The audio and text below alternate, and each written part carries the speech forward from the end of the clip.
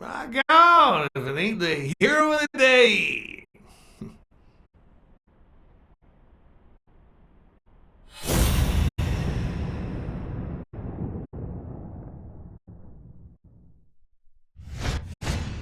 This'll surely imbue me with the Texan spirit.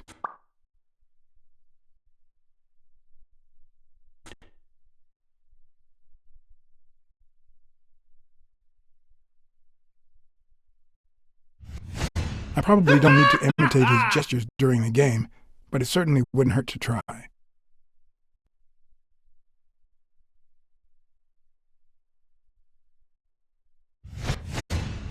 It's not going to be easy to sound Texan, but I'll give it my best shot.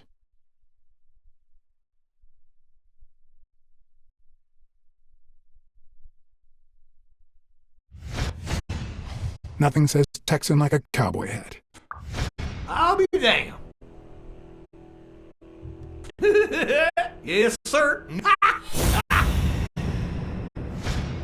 Sure enough, I'm fixing it. Anyway, Kenny, thanks for fixing the game with Cassidy.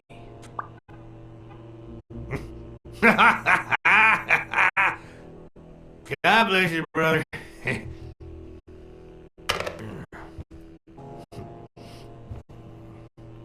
Craziest goddamn Texan in New York. My good old friend Kenny, craziest goddamn Texan in New York. You know how many Kennys there are in New York? Kenny who? So besides when and where the game will be, the password, and the money Farnham dished out, what else do I need?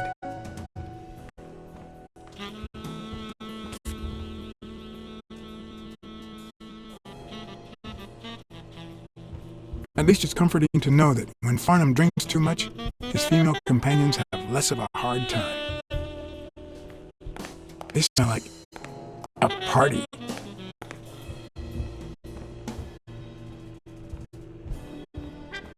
Ding Dong? Interesting name for a town.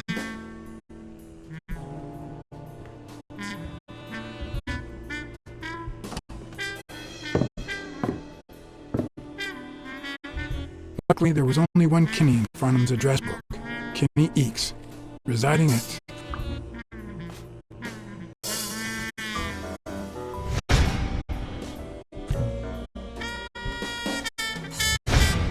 Cornell Plaza, Manhattan. Stunning penthouse. I'm not surprised. Mr. Eakes has excellent taste. Do you happen to know what he asked for the last time he was here?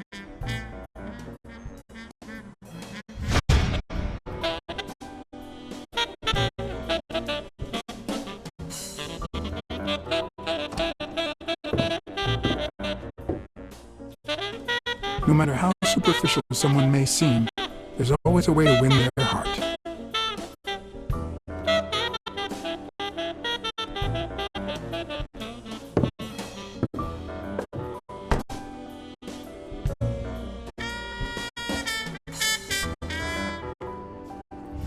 Ding Dong?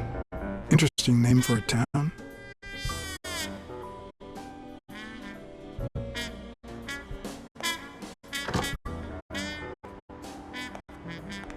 Don't tell me, Billy Pie. This here is my new friend Five. Am I right?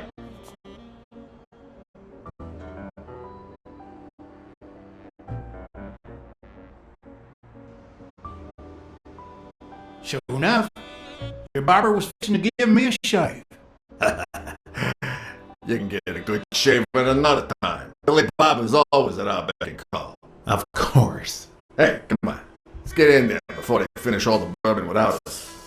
I haven't frisked him yet, sir. I don't think that'll be necessary. Mr. Farnham here, he's an honest Texan. And I'm sure he'll hand over his weapon if we ask him to. Right?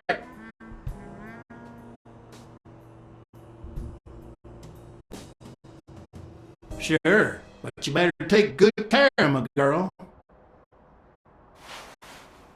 It'll be my pleasure.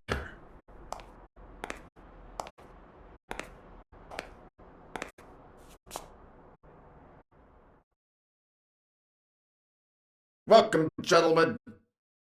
Chips are on the table and guns are in the safe. Now, we got a lovely night of poker ahead of us full of smoking and bourbon. So let's get started. Take a seat, Mr. Farnham. Let me introduce you. To my right, wearing gray boxers and weighing in at 140 pounds, the owner of Pink Vice, the largest meat market in all of Manhattan. In other words, a real son of a bitch. No offense to the women he exploits. Our reigning champion, Oswald Quince. A title I aim to keep, provided our new contender here doesn't interfere.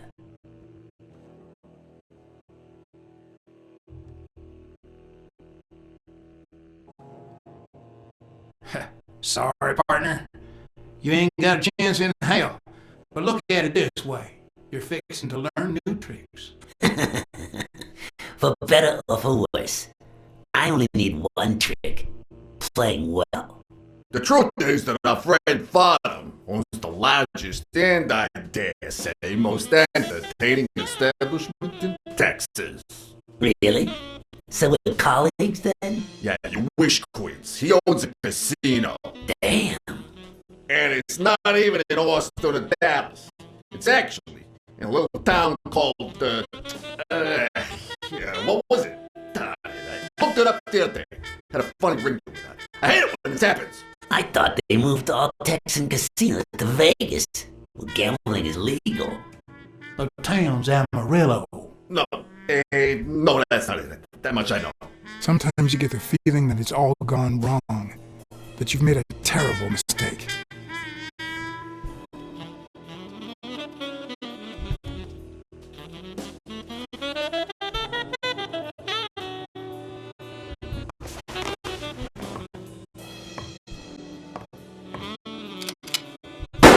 Sorry, did I say sometimes? No, that only happens once in a lifetime.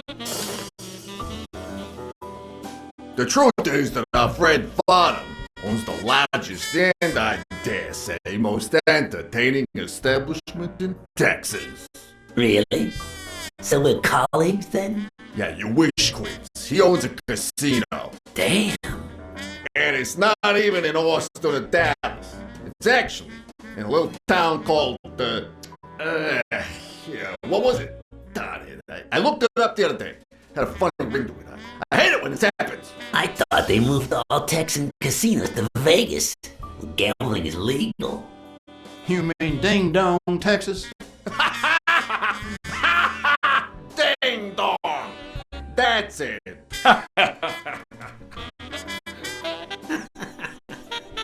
Who'd ever think of a name like that? Well, casino or no casino, let's just hope he doesn't keep as many aces up his sleeve as the late Ventimiglia, huh? Amen. To my left, wearing brown boxers and weighing in at 396 pounds, Frank, show some respect, huh? the hospitality tycoon, Polly, no. Tycoon. I just own a small bar with pool tables. Clients drink close to nothing and play even less, but certain business transactions just couldn't happen anywhere else. Damn it, Polly, why don't I know your last name? Because they took it away from me. You have no idea how good my ex-wife's lawyer is.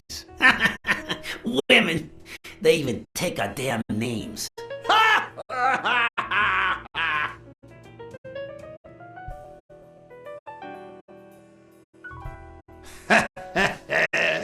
You're too much, Polly. When you're done sightseeing, why don't you drop by Laguna for a game of pool? And I'll buy you a drink. But I have to warn you, my clientele isn't crazy about furry fellas such as yourself.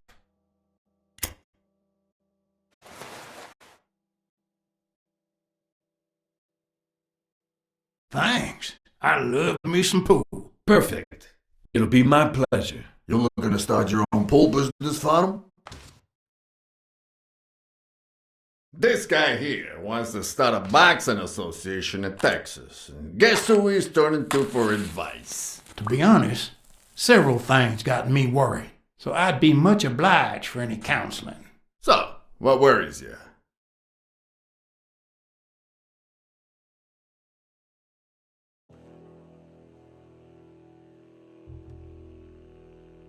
having to compete with illegal gamblers like that O'Leary fella. Huh? One would almost think that you live in New York, my friend. That son of a bitch killed one of my men and left the poor bastard on my damn porch. But he's a goner now. Ever since the sport got put on TV, people want a fair game, honest boxes, and no shady business. You can't break the law anymore like before. Nowadays, they gotta bribe those big network executives to negotiate for broadcasting rights. Billy Bob, bring out the bourbon. We're drying up here. I'll deal with a fresh deck, of course. We respect traditions in this establishment. Poker is as boring as it is simple. All you need to do is read people's faces. And even the worst detective has that trick up his sleeve. The real issue is knowing what to play for when there's much more than just money at stake.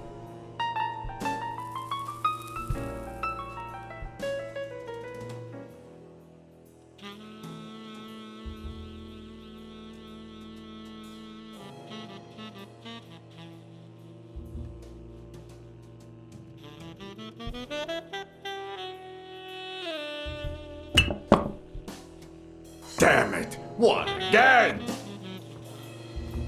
How many games have you won in a row, Quince? And here I was hoping that Farnham would steal your championship belt. Mark my words. Farnham will be calling his wife before the night is over. Ha! Oh, hey, by the way, did you guys hear about Kenny's wife? Pretty tragic, huh? What happened? Oh, plain bad luck. Hey, but Farnham, I'm sure you know more about it than I do.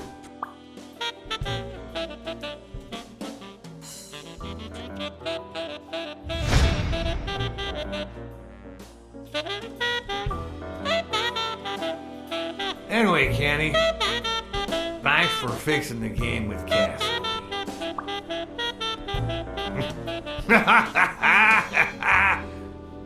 God bless you, brother.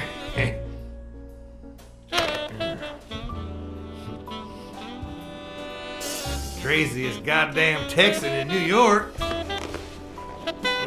This poor fella's already got enough on his hands now that his wife. Women just gotta have their vices. But she's in a rehab clinic now, hooked on tranquilizers and all that. That's it, tranquilizer. Don't tell me women don't have their vices too. Bring out the bourbon, Billy Bob. Come on, give me the bourbon. Maybe I spoke too soon when I said that poker is easy for a good detective. Even when you play to lose, it's best to win the occasional hand to avoid suspicion. But with Quince, it was just impossible. Well, I'll be damned. I don't believe this. See what we mean, Farnham? I still don't get why you keep coming for more, boys. I'm starting to think you all lose on purpose. In which case, you're about to have a blast. Poor Farnham. Came looking to make big bucks in the city with his boxing, and he's gonna lose it all with poker. I hope your counseling will make up for it. Yeah, so how can I be of help?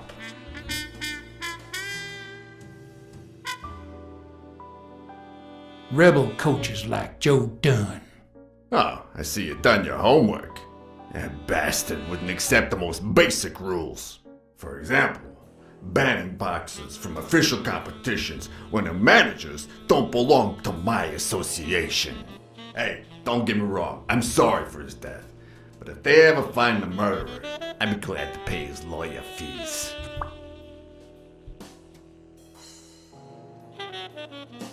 Homicidal boxers like Bobby Yale. Ha! That's some piece of news, huh? Hey, I don't know if he did it, but the real problem is that the fight against my champ Stone might not even frickin' happen. The good news is that I've almost convinced the governor to let him out of prison on the day of the fight. Under police escort, that is. I bet you the audience gets a kick out of that. Come on, let's steal another hand before Quince accuses us of trying to break his winning streak. Ain't gonna happen. Gentlemen, I suggest you never tell your sons about this game, unless you want to lose their respect. Wait, you mean our sons actually respect us? I hear you. There's no way to set boys straight these days. They don't even respond to a good old beating. I dare say Texan boys do respond to a good beating. Hey, careful, Quince. You're talking to a pro. So, Kenny told me you had quite a house full. How many kids you got in that house full of yours?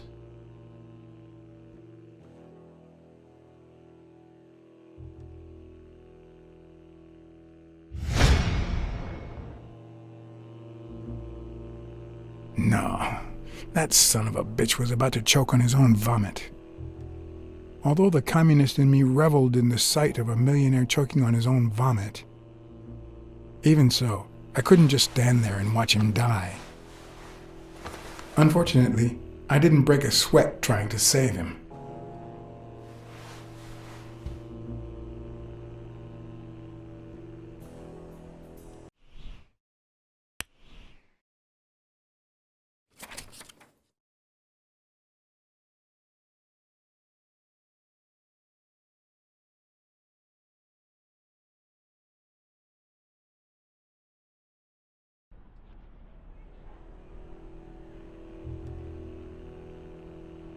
That's it, tranquilizers. Don't tell me women don't have their vices, too.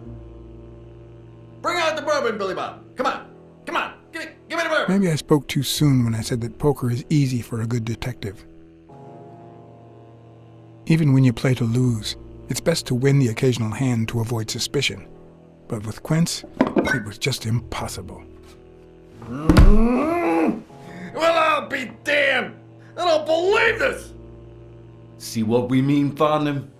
I still don't get why you keep coming for more, boys. I'm starting to think you all lose on purpose. In which case, you're about to have a blast. Poor Farnham. Came looking to make big bucks in the city with his boxing, and he's gonna lose it all with poker. I hope your counseling will make up for it. Yeah, so how can I be of help? Rebel coaches like Joe Dunn. Oh, I see you done your homework. That bastard wouldn't accept the most basic rules. For example, banning boxers from official competitions when their managers don't belong to my association. Hey, don't get me wrong, I'm sorry for his death. But if they ever find the murderer, I'd be glad to pay his lawyer fees. Homicidal boxers like Bobby Yale.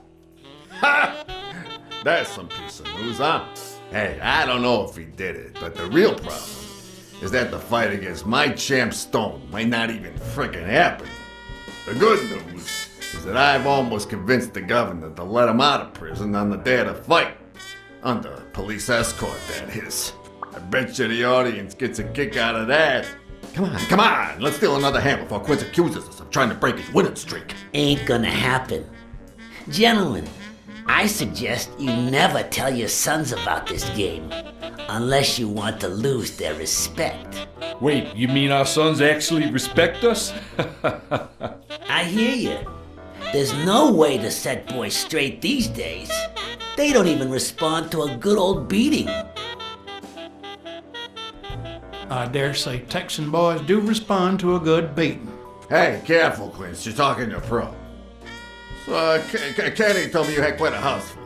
How many kids you got in that house full of yours?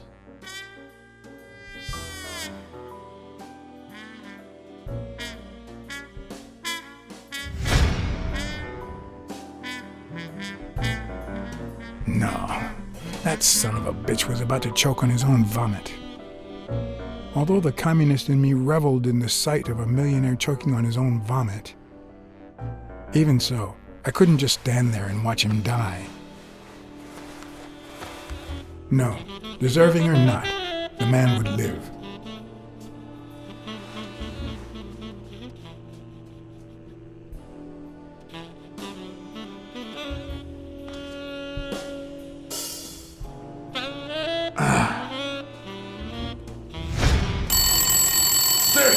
Well, that's something. I don't know how you deal with all of them. All boys? Does it have to be now? Oh, never let Prince near one of your daughters.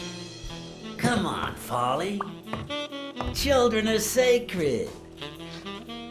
I won't lay Cassidy. a finger on them until they're 12. After that, well... let's just say... some men have needs that can only be met by a young girl that age, if you know what I mean. Are you all right, Farnham?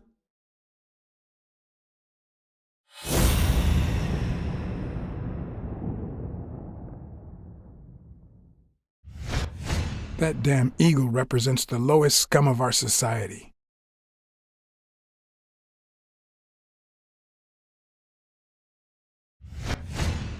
There goes your winning streak, you sick bastard.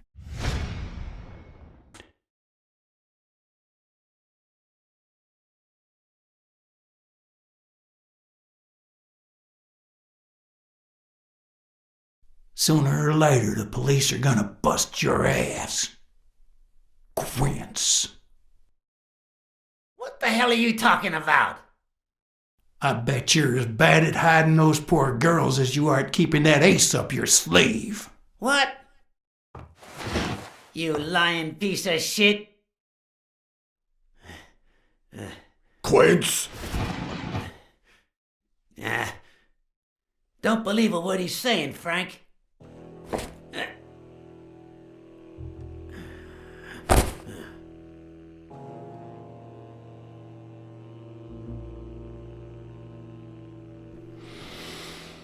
Don't you dare call me Frank.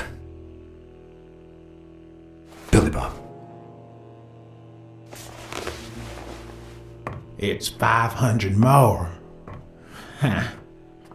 For washing up. It's a deal.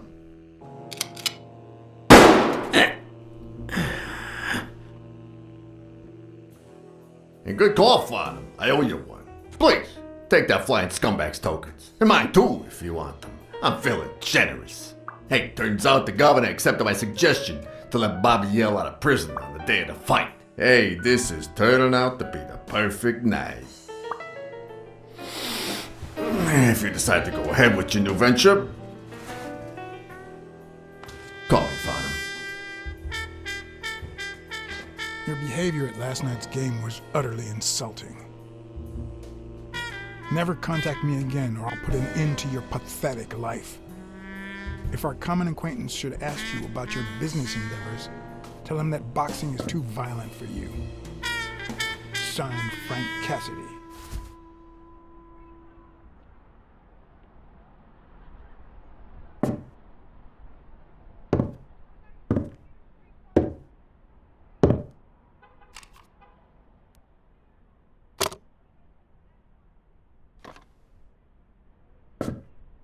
My own tracks would be covered the following morning when Cassidy read this note from Farnham. Dear Mr. Cassidy, although I'm grateful for your kind help, last night's game made me realize that boxing is just too violent for a peaceful Texan like myself. I have decided to invest elsewhere. Yours sincerely, Howard M. Farnham II. Damn Texans.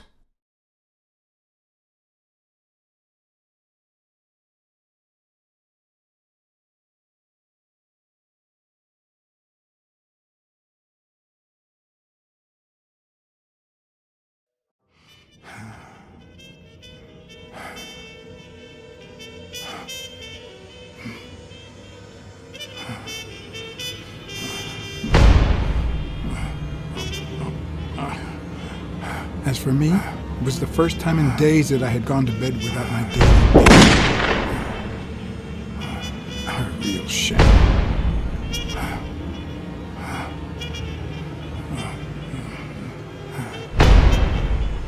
Nothing like a bruised body to help you to sleep like a baby.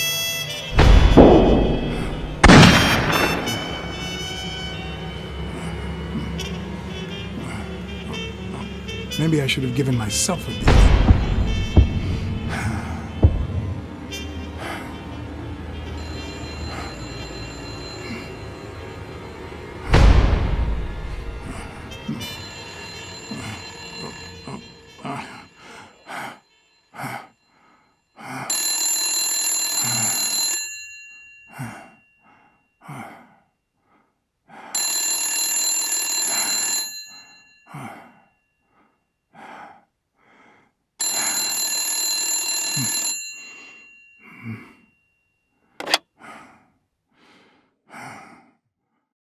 BLACKSAD. Finally, I need you at the gym now, please.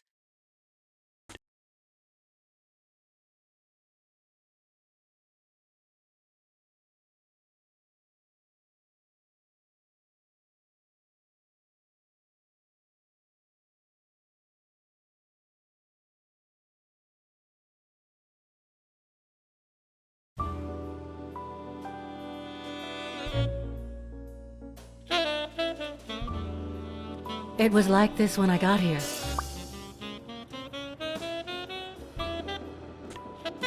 Did you touch or move anything in here? Only the phone. Good. Calm down. I'll take care of this.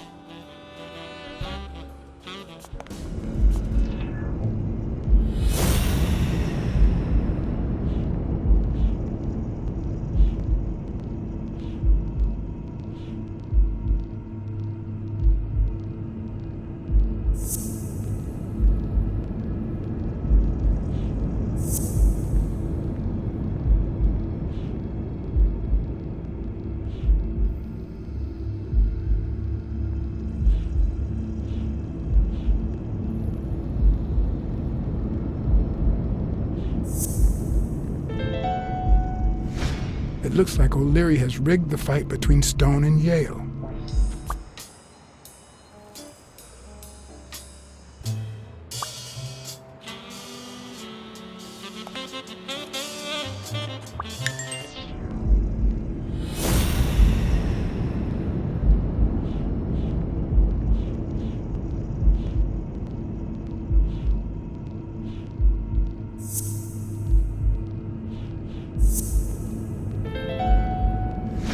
It's pretty clear that Helen Moore's cigarette case was a gift from O'Leary.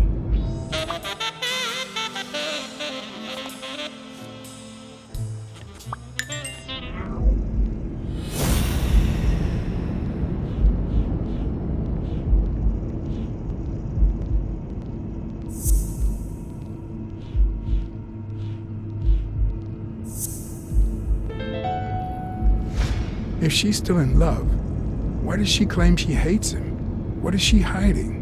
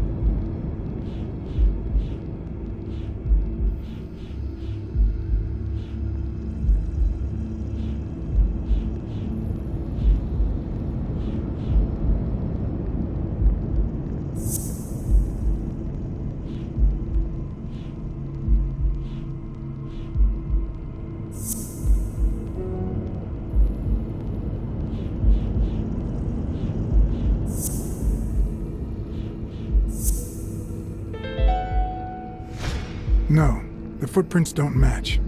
Or if O'Leary killed Dunn, he did it without stepping in the paint, or in different shoes.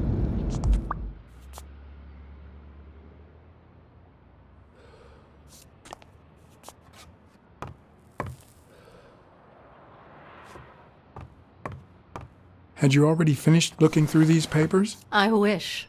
Well, I guess you'll enjoy sorting all this again.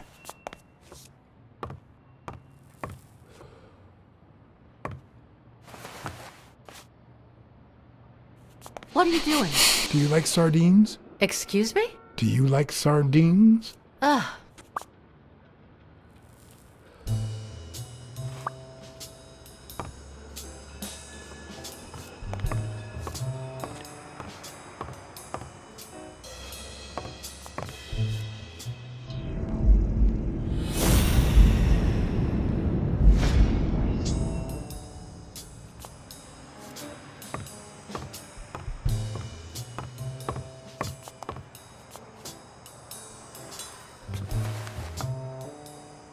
Bingo. What is it? Nothing. Just a freshly signed contract.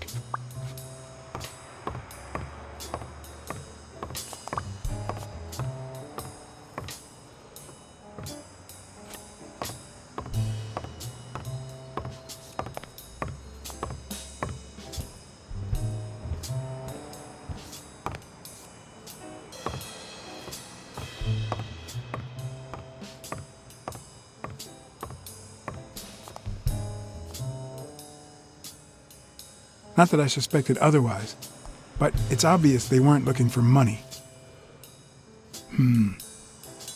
Looks like the burglar isn't interested in bureaucracy. Did they take anything? No, although...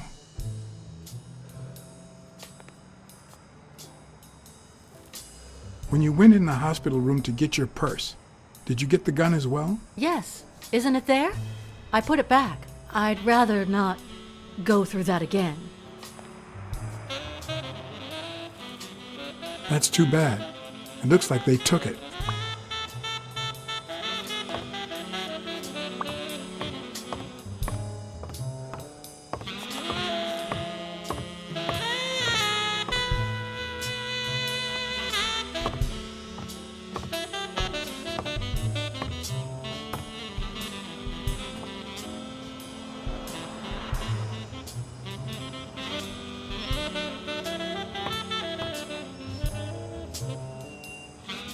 Is this yours? I think it belongs to the new cleaning lady. Mary just wasn't working out, so she left. Clarice Freeman? Yes. You think she did this?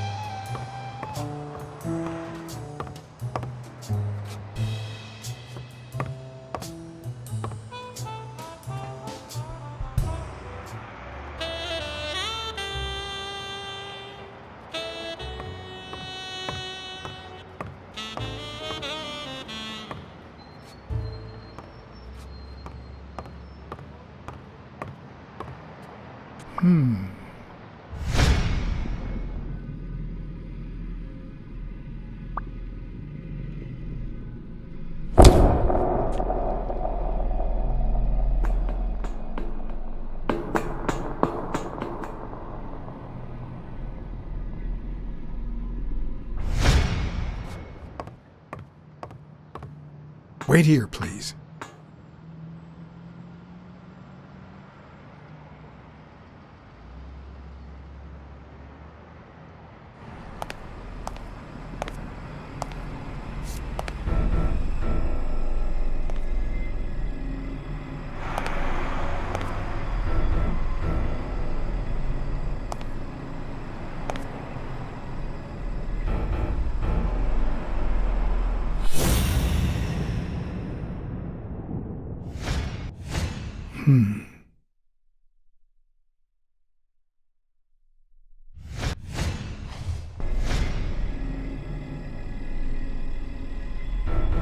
Ah, damn.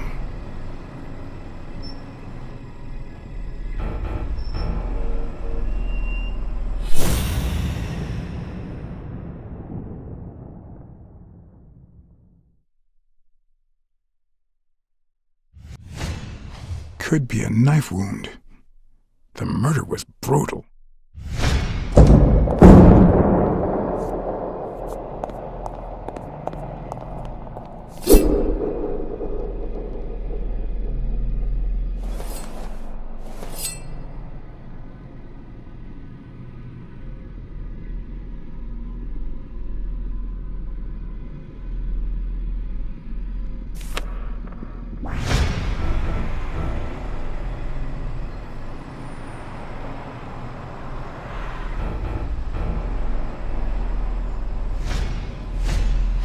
I can just picture her saying, "Honey, I found a job. We're finally gonna make ends meet."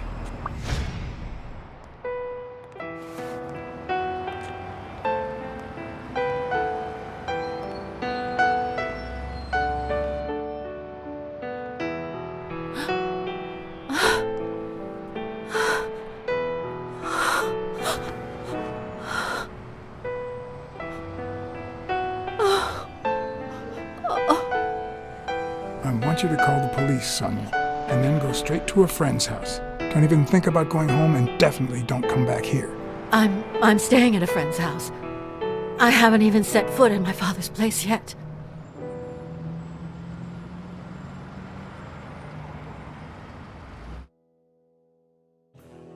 Good.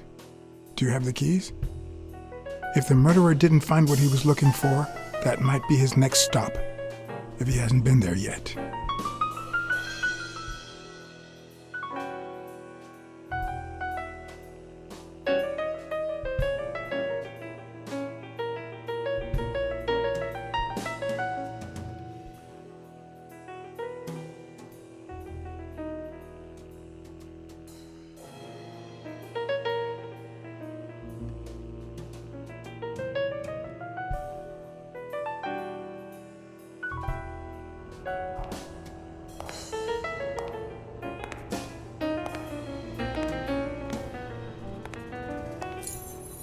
For once I had the keys to the place, which meant I wouldn't have to use my lockpicks or...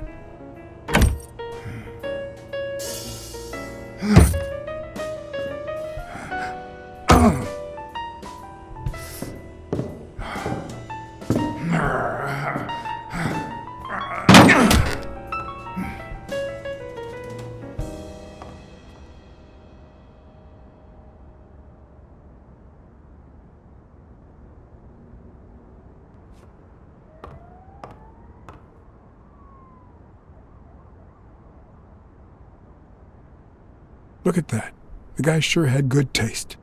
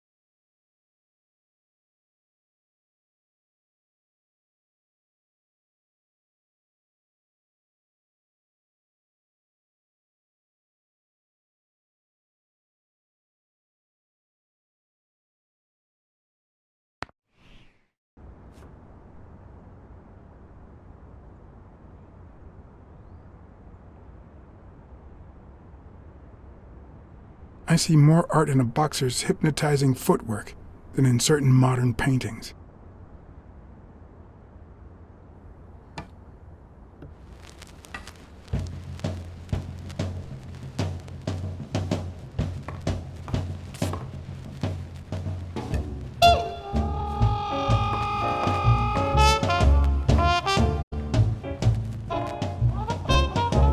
It looks like Dunn had already begun to move his things.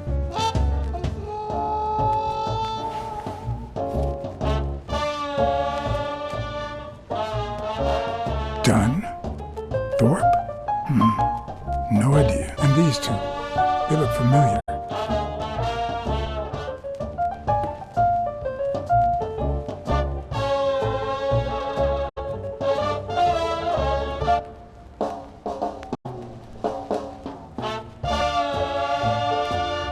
It's hard to believe that a pair of boxing fists could play something like this, although I'm sure he had the lungs for it.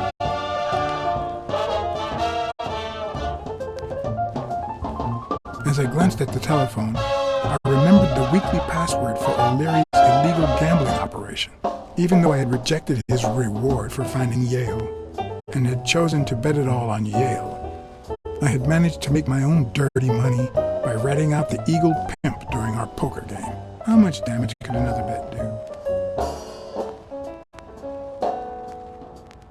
What harm could I do? Only the invisible type.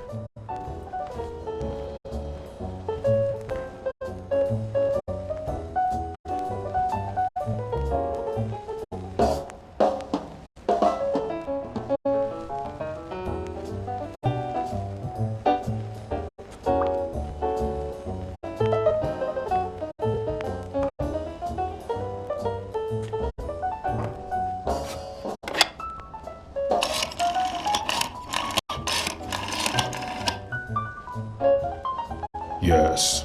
Wild strawberries. Welcome, sir. May I ask for the beneficiary of your bet?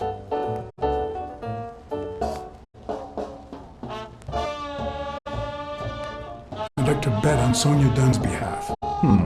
Event? Stone versus Yale, Madison Square Garden. Got it. Amount? $5,000. Winner? Yale wins. Place of delivery? I'd seen several locations written out in O'Leary's basement, but I could only remember one, courtesy of my new matchbox, La Iguana Pool Room. All right, sir. Good afternoon.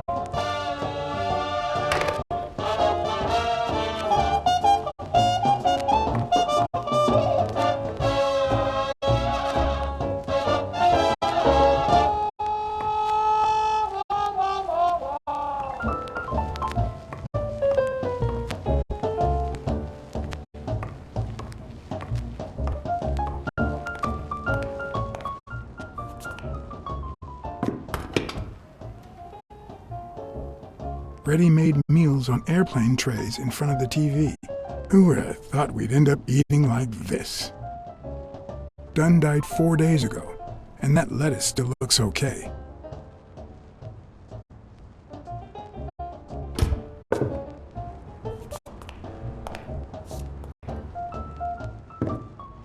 Sardines. It's been open for a few hours.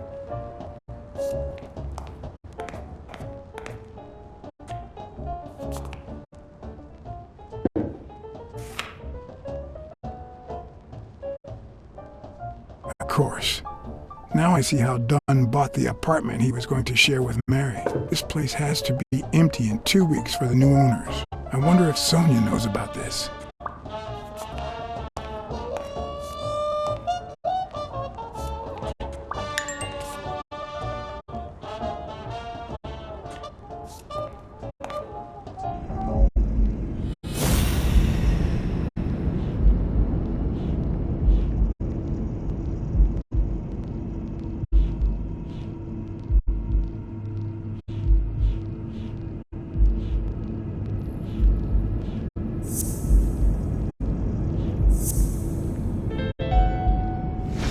It's pretty clear that the burglar came by the house before heading to the gym, which means he probably didn't find what he was looking for in here.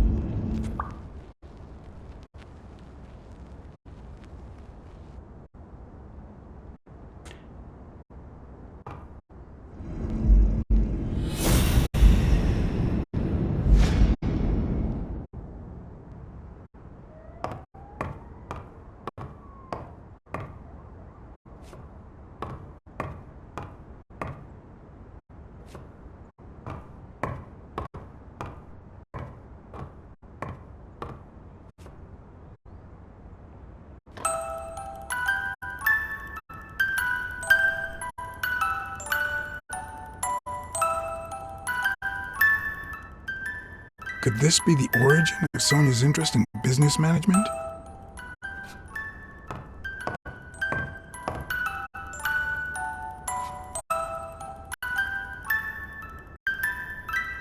One of the very few teen idols who only got better with age.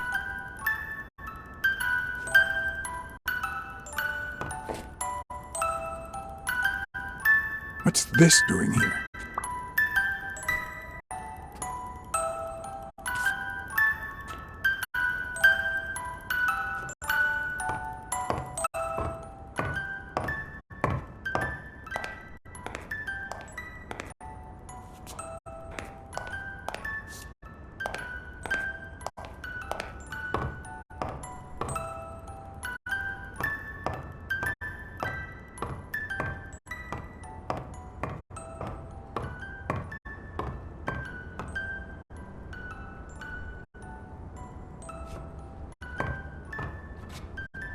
Elaine. I think that was Dunn's wife's name, according to Jake. No matter how hard I look, I'm not getting anywhere. I need to talk with Sonia, and maybe with her uncle Tim.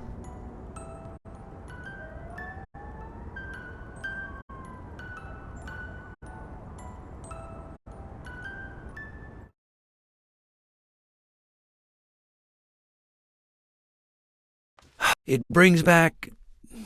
I don't know. Good memories? An optimist, are we? It's like remembering the last day of summer. Scenes full of joy, picturesque landscapes, and yet the light is faint and the air is still, the calm before the storm. I know that feeling. I figured that much. I can see it in your eyes. We met in the Army. We were all professional athletes. They called us the Olympic Five. Who's the guy on the left? Ah, Viktor Sukovsky, the athlete. You've probably heard of his medals. What about you? I had just signed with the Milestones. I hadn't even played my first game, but people said I had a bright future ahead of me. And you did. The cop at the hospital sure seemed happy to be the proud owner of a Tim Ironarm Thorpe autograph. Who would have thought that I'd end up becoming Tim Iron Legs Thorpe? What happened? I fought the Nazis for 2 years, up there in the sky, over Europe.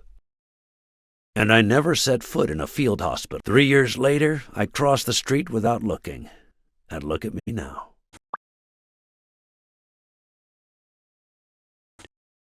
Hey, isn't that Craig Spano? The guy on the Morley's billboards? Yes, indeed. Our captain. He was the oldest, after all, and star of the New York Warriors. He was an orphan, you know. But he loved the sport so much that he said baseball was his family. Was Dunn already boxing? Yes, he was. I had already seen him fight before I even met him. He was as humble in the ring as he was in life. He'd always let his rivals take the initiative. I remember how he barely dodged the blows. If you didn't look at his feet, it seemed like he wasn't even moving. And the footwork, pure dancing. You could almost hear the music. The song would play until his opponent was exhausted. Then came the drum roll, followed by Dunn's victory by KO. Who's the guy on the right? Angus Mitchell, our combat medic. And a doctor with the New York Warriors, which is how he met Spanow. It was Spanow who got him assigned to our platoon. What happened to all of them? Zukovsky died the same day they injured Dunn. Dunn received an honorable discharge and came home. He quit boxing and opened his gym. Mitchell was redeployed to a field hospital. Spano and I continued in the same unit, but nothing was ever the same. You see what I meant with the last day of summer. And after the war, well, who the hell cares? I do. What happened to Mitchell after the war? Mitchell? Who knows? We lost touch. I hope he's doing well. I think I saw Mitchell not too long ago. but I can't remember where. Seriously? Please try to remember. I'd love to hear from him again. I'll do my best. What happened to Spano? Well, you've seen the billboards. He made it big time. When I was forced to retire, I got him some advertising deals. That's how I founded this agency. But then, something happened to him. He became sullen. He fell out of shape, and slowly but surely lost touch with reality. He withdrew from public life and broke off our friendship. Haven't heard from him in, 3 years? And believe me, I've tried to contact him. You think Spano might have been involved in Dunn's death? Spano? No way. He and Dunn were always... Well, Spano's changed so much that it's hard to say. Allow me to double your wage. You have to find the murderer. Maybe Dunn stayed in touch with Mitchell or Spano. Maybe even with both. But he never told me anything. Maybe Sonia knows. I doubt it. But that's not the only question I've got for her. May I?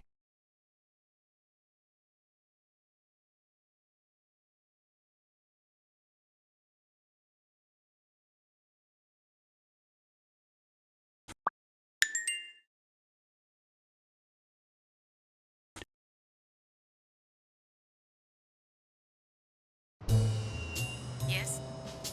Sonia? No, she's not here. Who's calling? Where is she?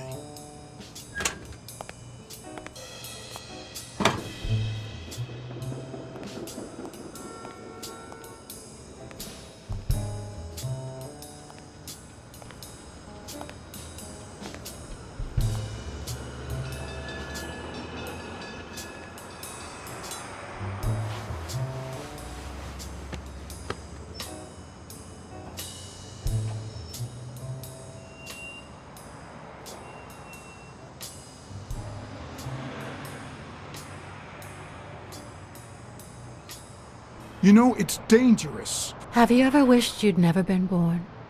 What?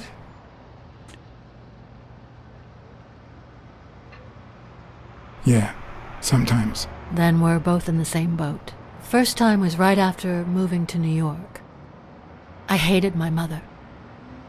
She was the reason we moved from the countryside and the smell of freshly mowed grass to this dirty city and the smell of medicine. Her medicine. The second time was after she died. I hated myself for having hated her before, for not having loved her enough. The third time was when my father shut himself off. I hated him for that, for abandoning me, for giving in to the booze. Now he's dead, so take a guess. You've realized just how much you really loved him. I guess so. But that's not the worst of it. The problem is I don't know how to live without hating him. Over the last few years, everything I've done was meant to push my father far away. To avoid being like him. To avoid making his same mistakes. Without him, I just don't know who I am. And you won't even let me hate Bobby, which might actually help me.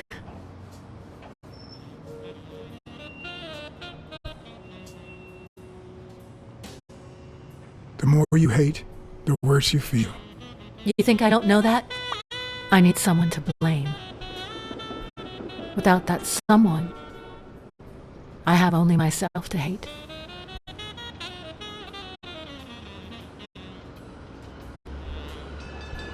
I'll find the person who did this. I promise. Let me have my doubts. Although, you've already come so far.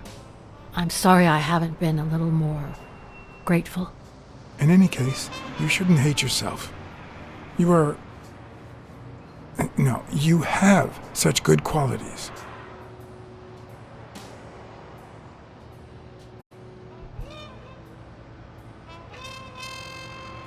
You're as smart as you are kind. That's what my father used to say. Why would you think that? You try too hard to hide the latter. but I'm a detective. Anyway, can we just drop the subject? Did you go to my father's apartment? Yes, the thief went there before coming to the gym, which leads me to believe he didn't find what he was looking for. And what was he looking for? That's what I intend to find out, with your help.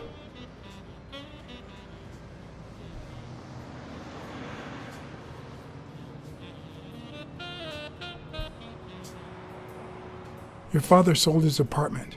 The new owners move in 2 weeks. What? I'm sorry. I think he used the money to buy a new place with Mary Purnell. You'll have to talk to her sooner or later. My father. Even now, he finds new ways to make me hate him. I saw your old room. That's embarrassing. Stop, or I'll end up hating you.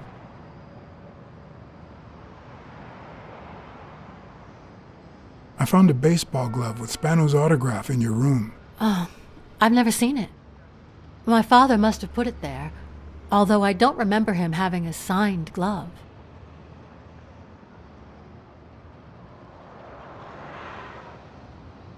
I'm also a fan of Frank Papaglia. Oh yeah, the poster. I only liked him because my father thought he was too modern.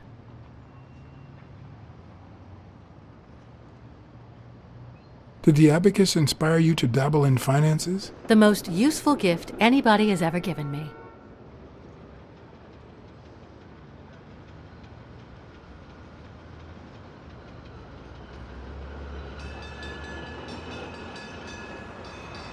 A gift from your mother? From my Uncle Tim.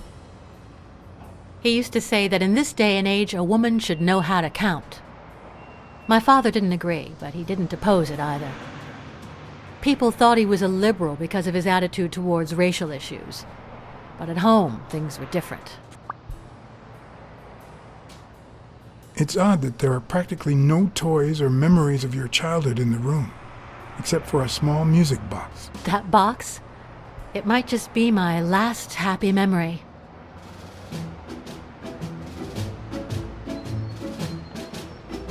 It's from before my mother got sick and we moved here.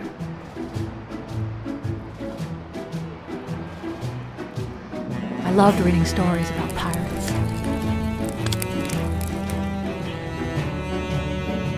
So my father drew a treasure map for me. I searched the whole house, one clue at a time. It led me to this enormous tree in the yard where Daddy had put up a tire swing. X marks the spot, so I dug to find my treasure. I loved the music it played, the ballerina and the little secret compartment. Oh, the secrets I kept in there. I think it's the first time I heard you call your father Daddy. Really?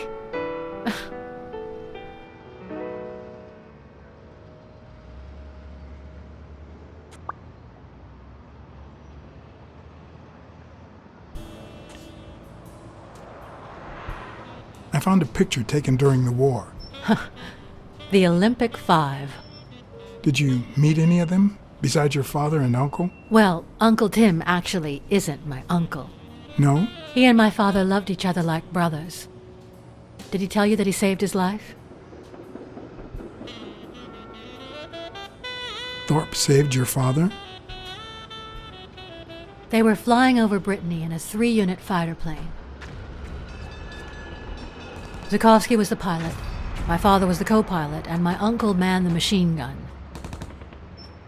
Suddenly, enemy fire killed Zukovsky and injured my father, which is why he never boxed again.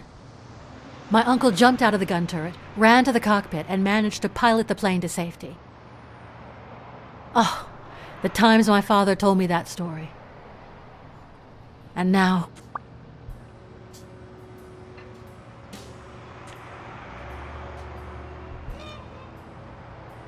You still have your uncle. Yes, I guess you're right. Maybe he can also save me. Did you ever meet Mitchell, the doctor? Mitchell? The lizard? No, never. Why? Oh, nothing. I think I've seen him somewhere. Did you ever meet Spano? What can you tell me about him? I think I saw him once, but I was just a little girl. I think my uncle turned him into a star. That was a long time ago.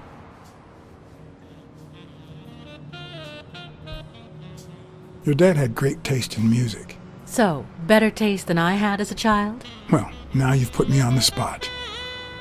You don't know how happy that makes me.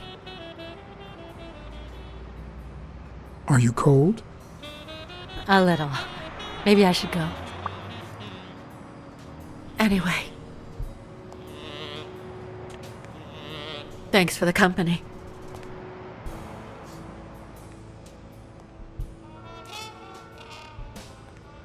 Sonia, thank you.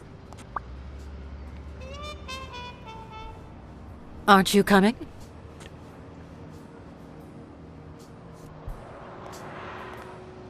I knew I was looking at a solution, but what exactly needed solving?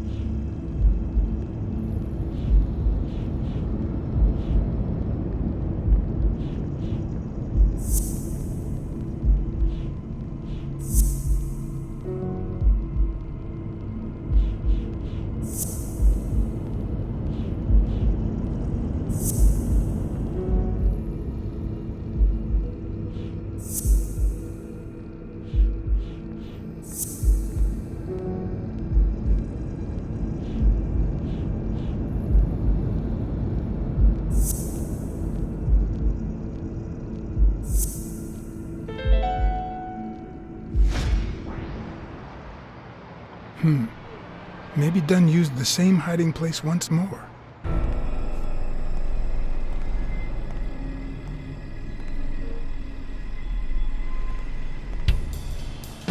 I'll never understand why detectives and criminals bluster while they fight each other in the pictures. What a waste of breath, focus, and energy.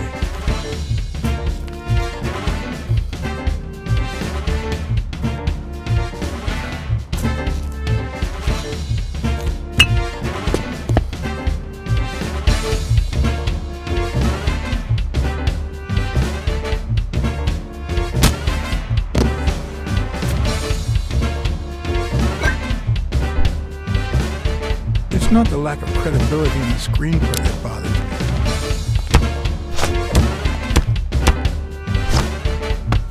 Plus, it's actually pretty handy. When a crook talks to you in the middle of a fight, you know you're up against a rookie. And if he doesn't even say, "Help me, please,"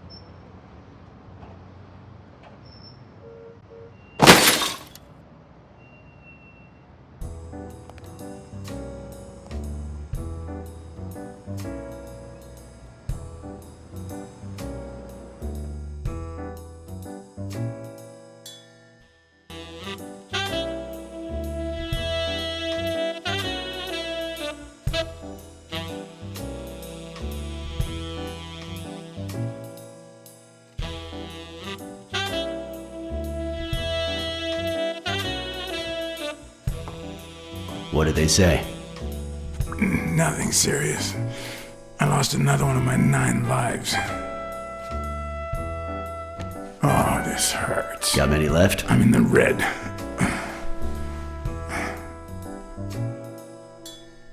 He hasn't woken up yet? Nope. We're gonna be here a while. Vulpine, 7 letters. Cunning? C-U-N-N-I-N-G. It fits. I hope it doesn't throw anything off.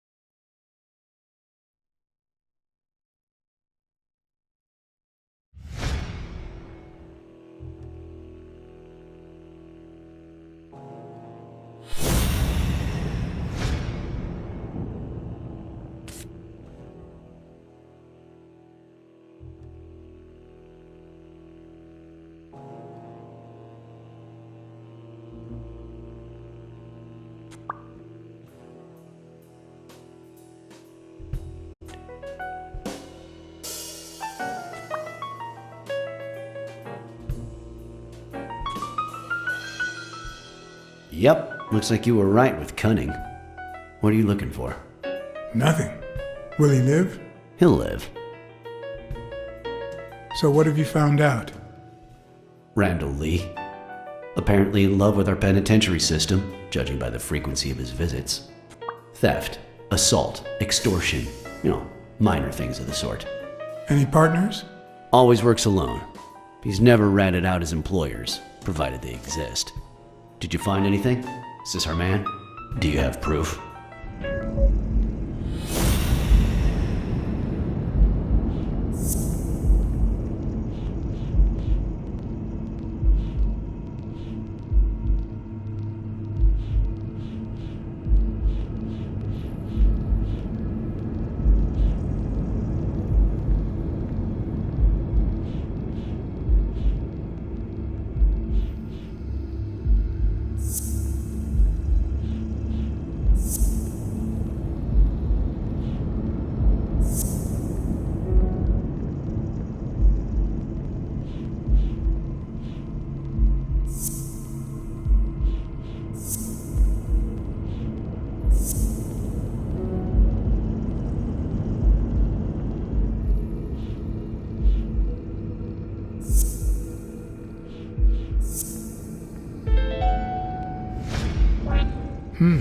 Looks like we know who tore his pants following Clarice Freeman up to the rooftop.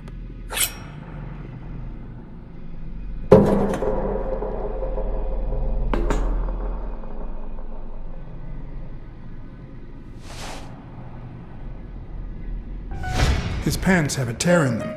I found a piece of that same fabric at the gym, on the stairs that lead to the rooftop where we found the second body. Makes sense, but how many pairs of ripped pants are walking around New York City? I don't call that evidence.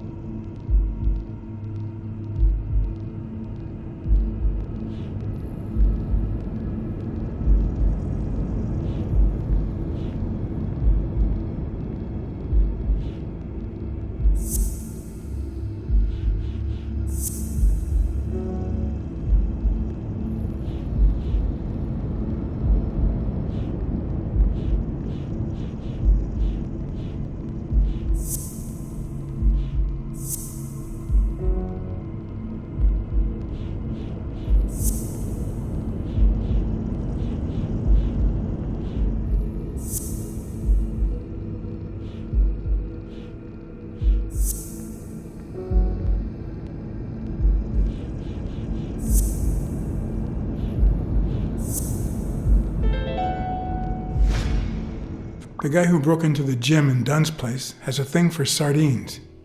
Did you smell his breath? Right, because there's only one sardine fanatic on this side of the Hudson. I need something more.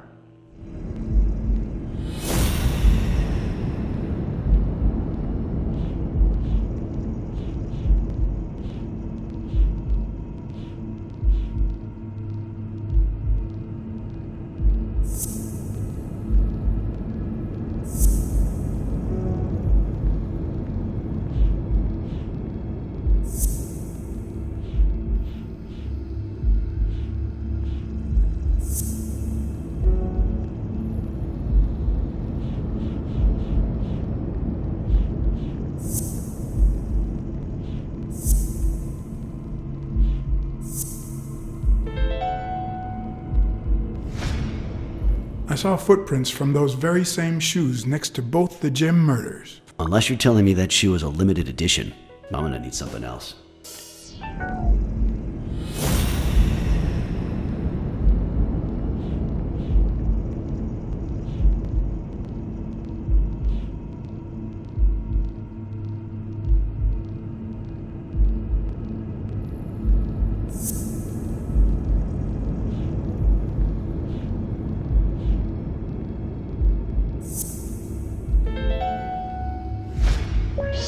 One of the thugs that attacked me the other night had a snout just like his. I'm sorry, but you can't incriminate someone based solely on species. What else you got? What more do you need? I've given you 4 pieces of evidence. None of which are conclusive. He tried to throw me off the rooftop. Yeah, you're right. I'm sorry. He's our man. No, he's not our man. Make up your mind. He's just a puppet. Someone is pulling his strings. Could it be Yale?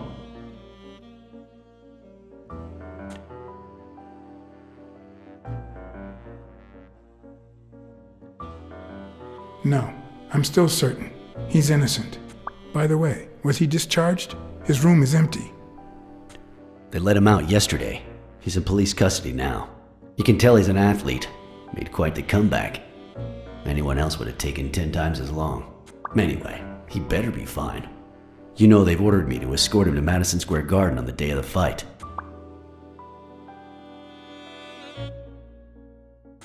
That's the first I hear of it. Quick, what do you want? Good cop or bad cop?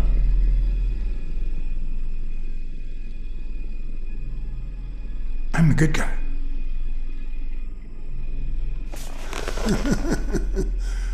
Good thing someone took out the trash. No wonder you were saved by garbage, you piece of trash. But you're gonna wish it hadn't. Go to hell, you dog.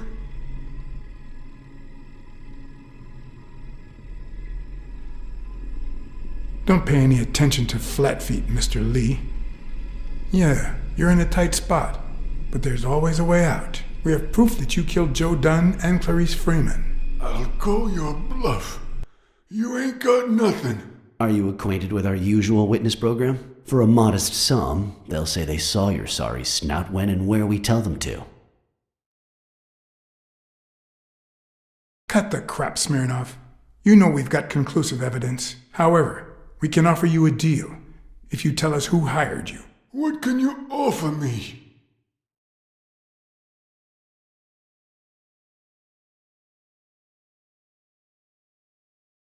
How much is your life worth to you? Don't pay attention to him, Mr. Lee. We aren't vigilantes. But we can significantly reduce your sentence. You're pathetic. Is that why you never got in the police force, BLACKSAD? Did you fail the good cop, bad cop test? I won't say a word. And believe me, you stand to lose. Care for a piece of advice? If I were you, I'd fear for my life. I'm afraid that... Whoa! Watch out!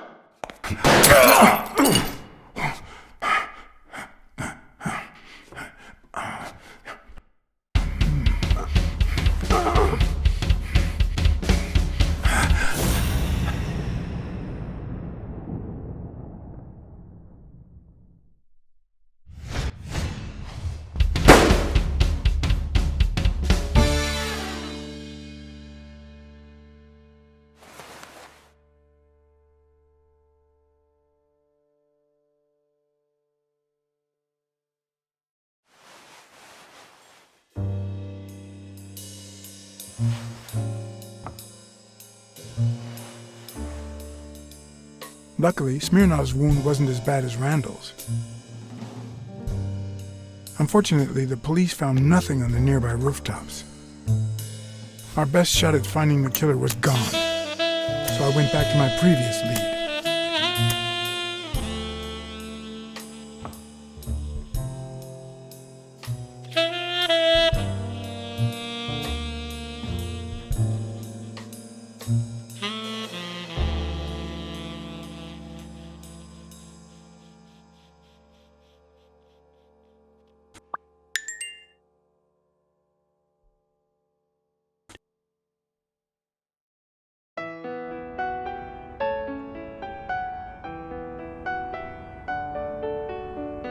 It's from before my mother got sick and we moved here. I loved reading stories about pirates, so my father drew a treasure map for me. I searched the whole house, one clue at a time. It led me to this enormous tree in the yard where Daddy had put up a tire swing.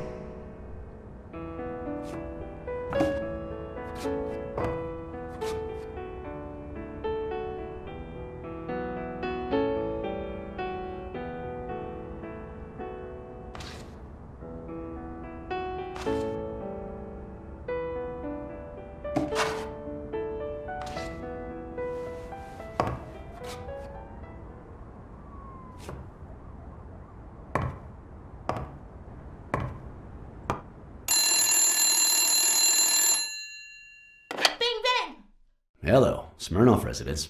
You're BLACKSAD dead. here. No, I got you with my lasso. Can you quiet down, kids? Dunn got killed for stirring the hornet's nest. And you confessed your crime. Kids, please. He'd been investigating athletes for months, including Helen Moore and Al Stone, among others. Dunn's notes aren't all that clear, and I'm not sure what he was after. But I'd say we're facing a widespread corruption case. Well, if you're right, that could be some dangerous evidence. Bring it here ASAP. Sure, but there's something important that I need to finish first.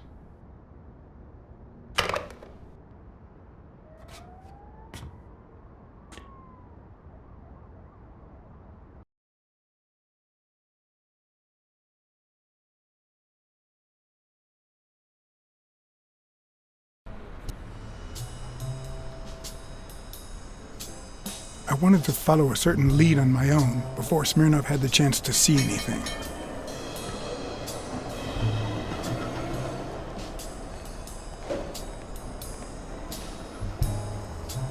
According to his notebook, Dunn had seen Craig Spano at Sam's Diner just 4 days before his death.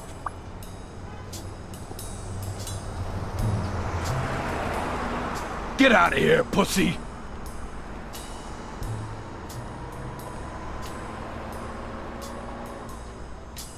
How is Mary? Playing the sad little victim at home. And here I am, up to my neck! What the hell do you care, anyway? Beat it! It might have been easier to slap the information out of him, but I decided to trust in a universal truth. Everyone is guilty of something. You don't know who I am, right? Don't know and don't care! Come on, spit it out! I'm John H. Blackmore, Public Health Inspector. Oh, yeah, right.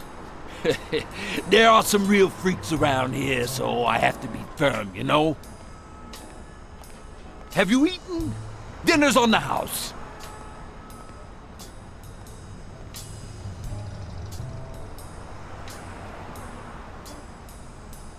After you answer my questions. Sure, go ahead. Your call. Always at your disposal, Inspector. Ask away.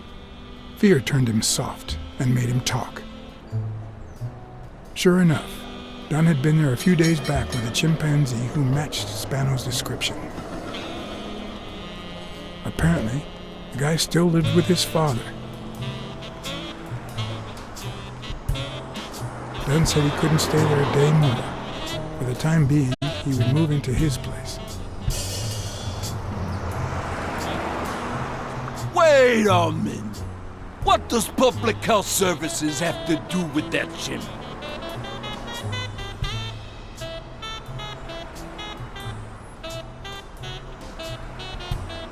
We worked together at the Consumer Protection Office. He came in pretending to be a client, and you insulted him. Me? Whoa, I barely even talked to him. Which is even worse.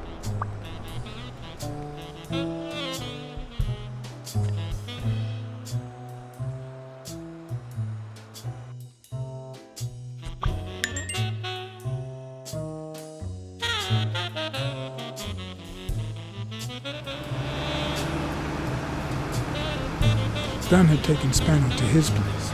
I wanted to believe that when Randall Lee broke into the apartment, Spano fled to his former address. But where could that be?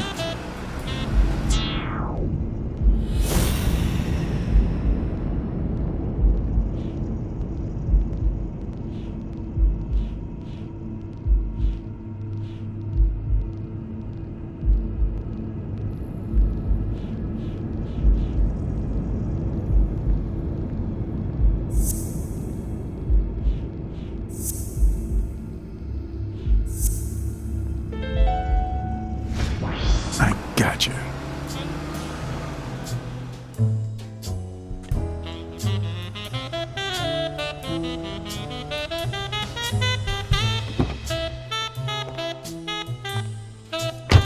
If the living have rich and poor neighborhoods, so do the dead.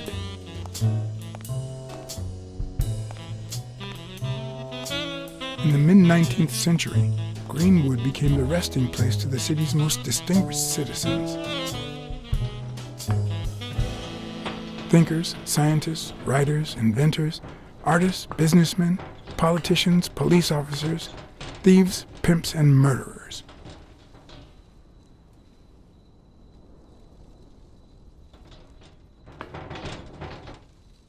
Here lie the bodies of the soulless minds that raised New York from the ground up.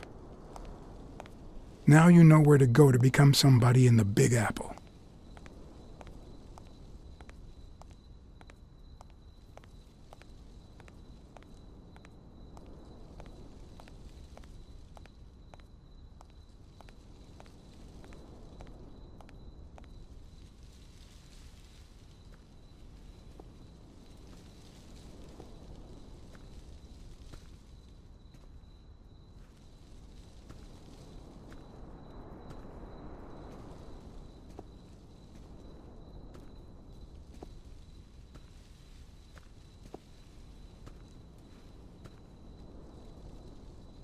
The 4 bases guarding their father.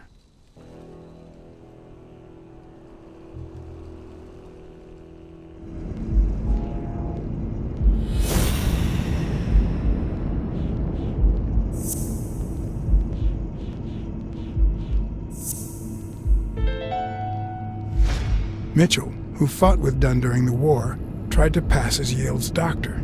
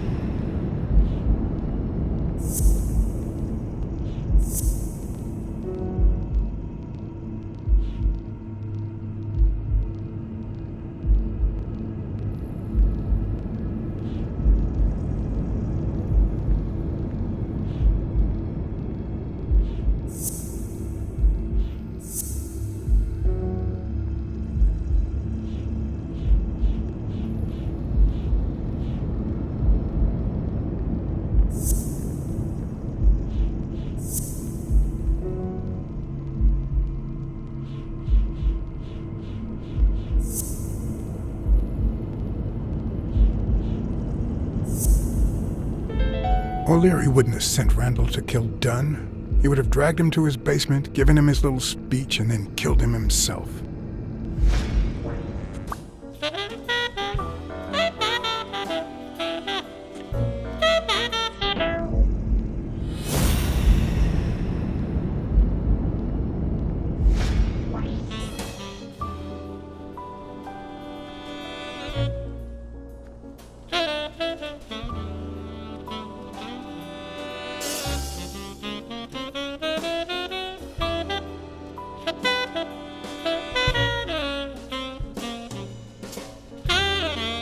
According to the book I found at Dunn's place, fans of the sport leave baseballs on Bradwick's tomb to pay their respects.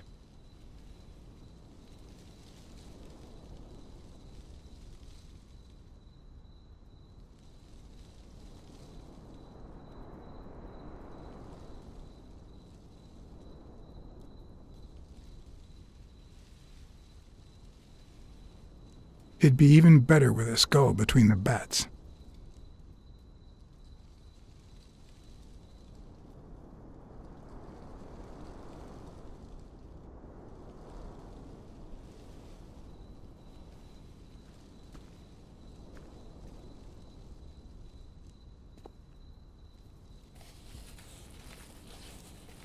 Still hot.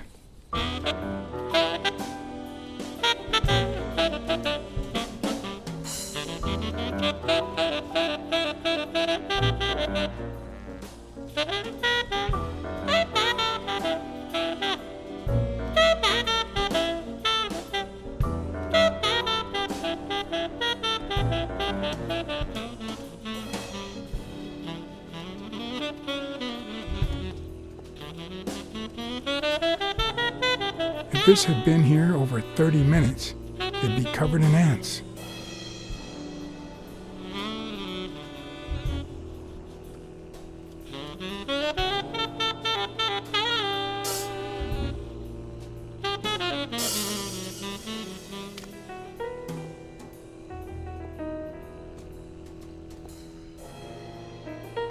I've never trusted angels. When they fall,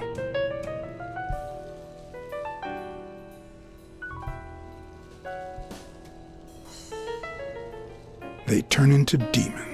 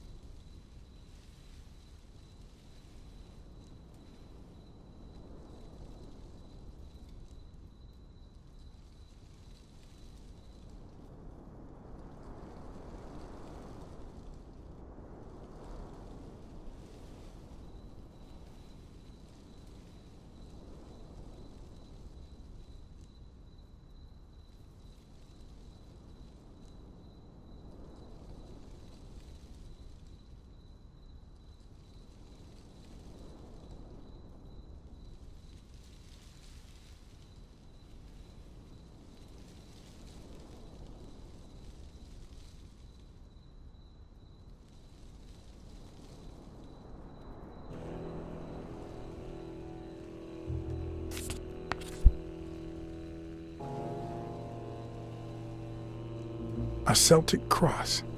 Supposedly, the ring keeps the devil at bay by reflecting the sunlight. Really handy at this time of the day.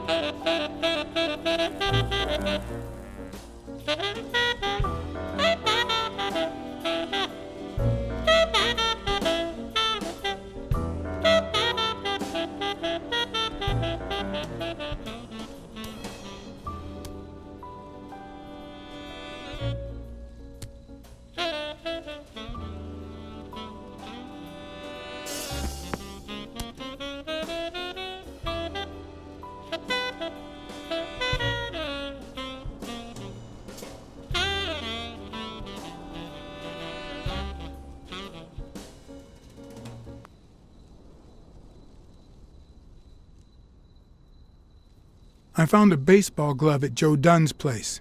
A glove signed by a great star. I couldn't believe my luck.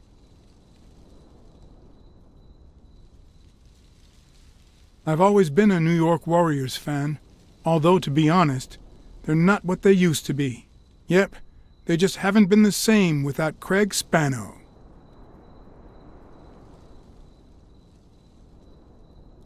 Joe Dunn met with someone at the diner, close to his gym. Then he took that person to his house, so that he didn't have to live at the cemetery. I would have never guessed the person's identity.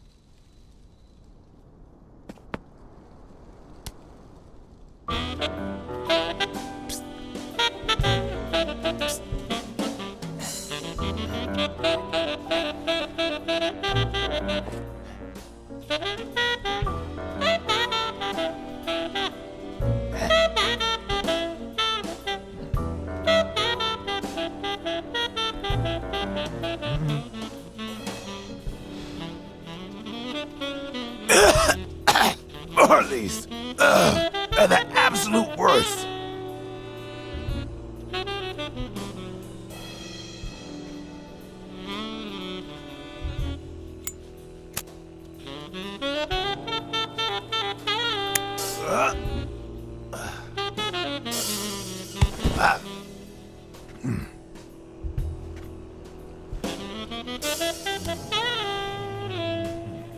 Who are you?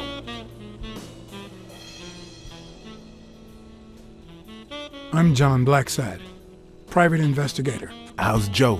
One question at a time. It's my turn.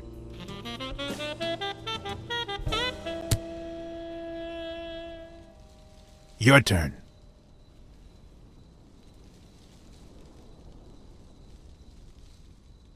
Why did you meet with Joe Dunn? Because he was looking for me. He came here one morning, but I was too embarrassed to come down. Because he left a baseball with his initials on by the tombstone. Sam's Diner, tomorrow, 12:30 a.m. Because he knew they want to kill me. What did he want from you? And who wants to kill you? One question at a time.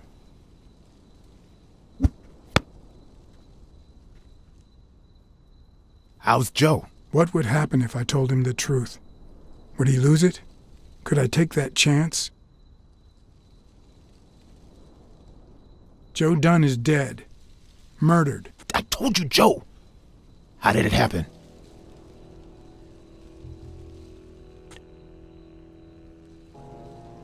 hitman, but he's dead now. Although whoever hired him still hasn't been punished. My turn.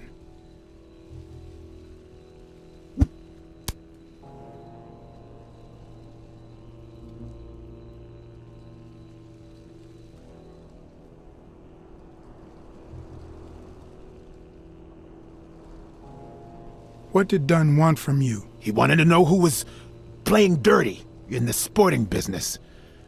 Dirtier than usual, that is. Wrecked lives, careers, ruined at the top of the game.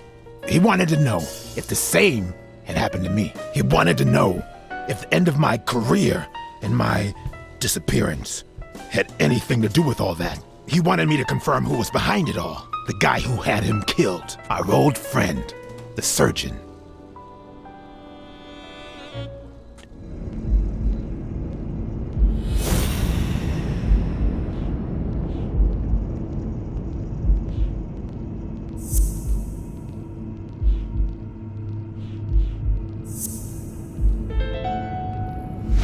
Is Mitchell the surgeon? Is he the person behind all of this? That surgeon you mentioned, is he... My turn.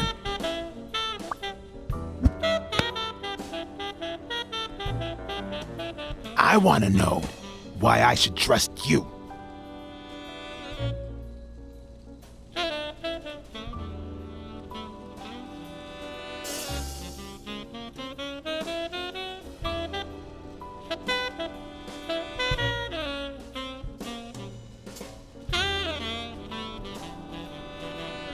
Because I take my job very seriously.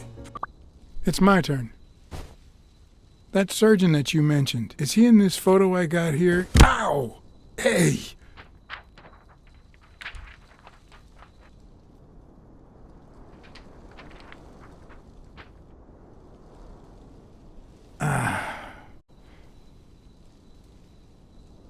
Hey, that toss was...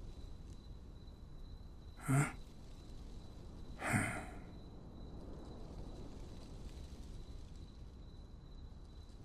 Both my ear and my self-esteem would hurt for days.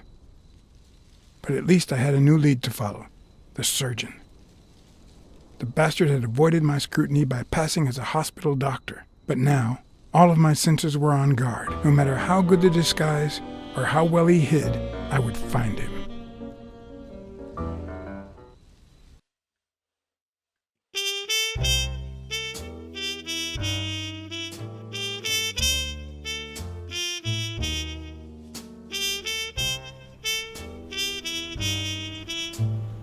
So, what you're saying is, 1, there's a corruption scandal involving all kinds of athletes.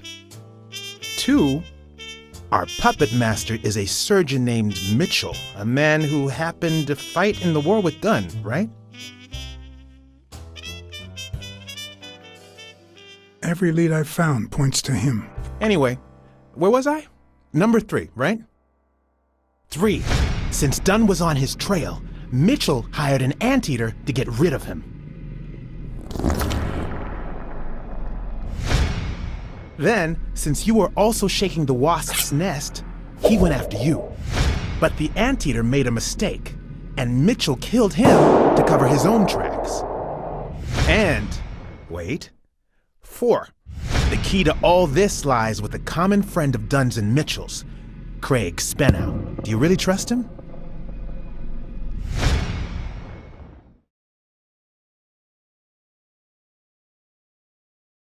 I think he didn't lie to us. Although he might not know the whole truth. 4. 5. Dunn was murdered 4 days after taking Spenow to his house. If that doesn't make him suspect, makes sense, doesn't it? No, it doesn't add up. Why not? Just a hunch. Let's follow up with the suspects. You told Smirnoff you're convinced that Yale is innocent. But what about O'Leary? 6. Nah, I know O'Leary, and he wouldn't have sent a hitman. He would have taken matters into his own hands. What about Cassidy? 7, right?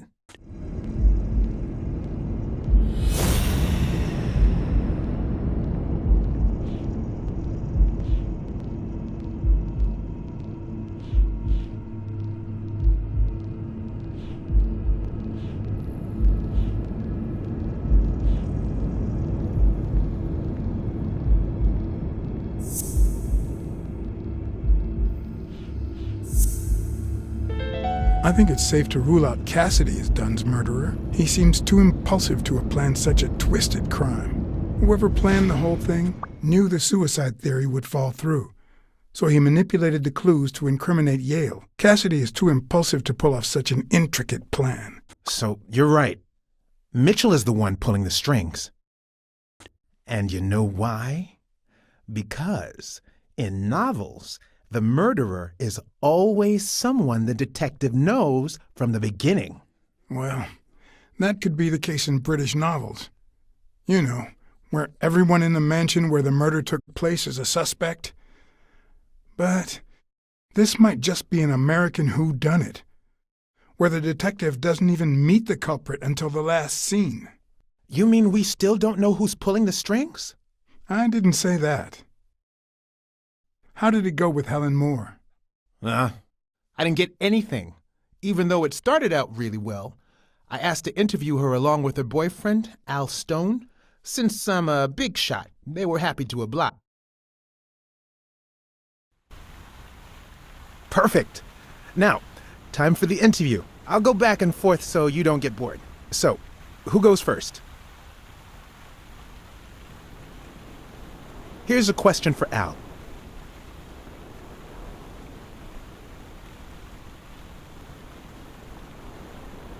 Your manager is Frank Cassidy, president of the Boxing Managers Association of New York. According to him, only boxers working with member managers should be allowed to compete. What do you think about that? We never talk politics, honey. Athletes should steer clear of controversy and stay focused on their sport, don't you think? Yeah, that's right.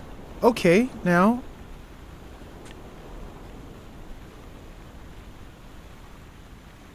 time for a picture. How should we pose?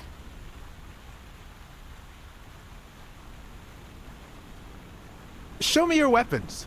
The fist against the racket.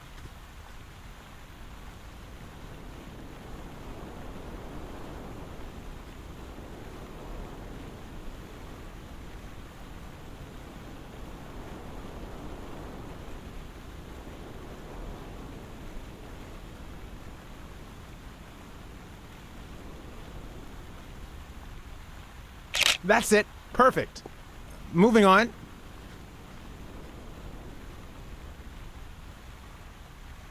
Here's one for both of you.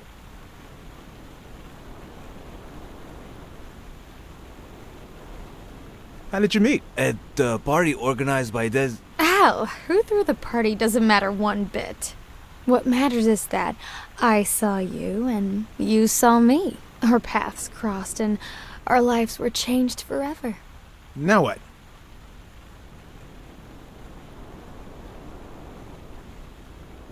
So, Al. In just 12 days, the contender will try to steal your belt. Any thoughts on your fight against Yale? Yeah, sure. My Al is going to kick that thug's behind. Isn't that so, honey?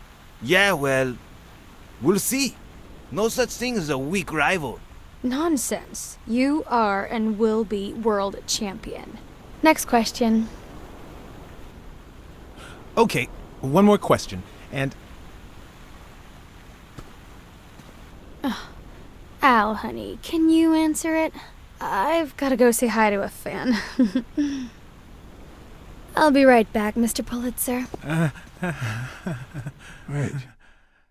You mean she stopped smiling when that fan showed up?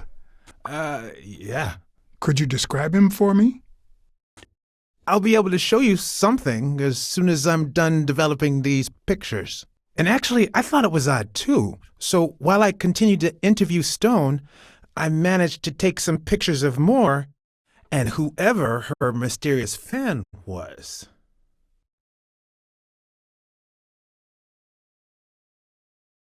All right, so where were we?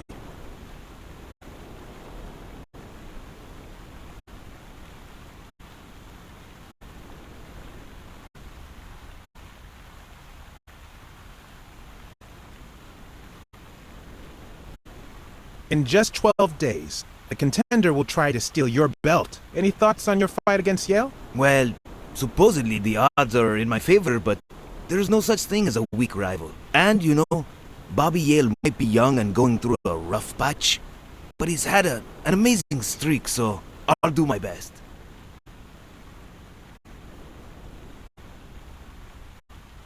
Let's get that picture taken.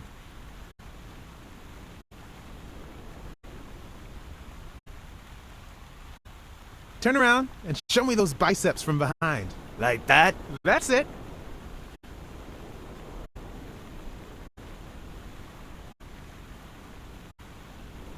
Wait, I accidentally moved. Stand still. I'll take another one. What's with me today? Don't move, please.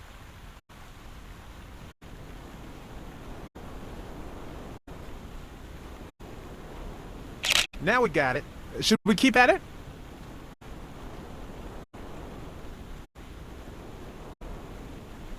I'm going to take one more, all right? Let's see what you think about this. Close your eyes and rest your chin on your fist. The boxing thinker. Like these? Exactly.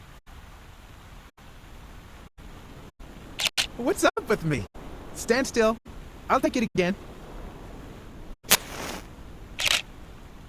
I can't seem to get it right. Don't move. It's about time. Finally, we're all set. Wait. So, are you telling me the photos are developed? Or is that what you said to Stone? Both. Just look.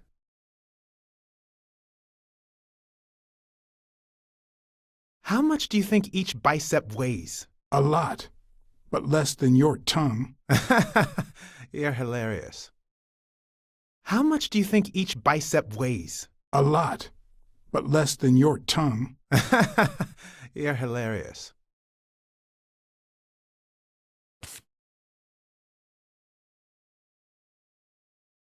Look at his hand. Is he pulling something out of Moore's purse or putting it in?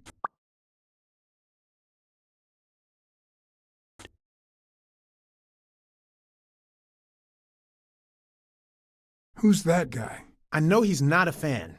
You should have seen her face when she saw him. How the hell did you make them pose like that? They're lovers, not sworn enemies. I don't know. I was focused on my detective skills. The boxing thinker, the boxing poet. Boxing just might turn out to be the intellectual sport of choice. I think she only smokes when she's nervous. What was making her nervous?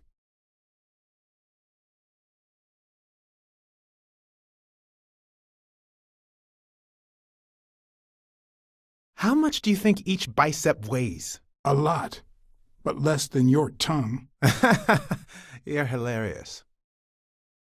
Who's that guy? I know he's not a fan. You should have seen her face when she saw him. Look at his hand. Is he pulling something out of Moore's purse or putting it in? That's a decent picture, but it doesn't tell the truth. Huh? Of course it's the truth. I was there. Stone isn't as strong as he looks, and Moore certainly doesn't need him to lift her up.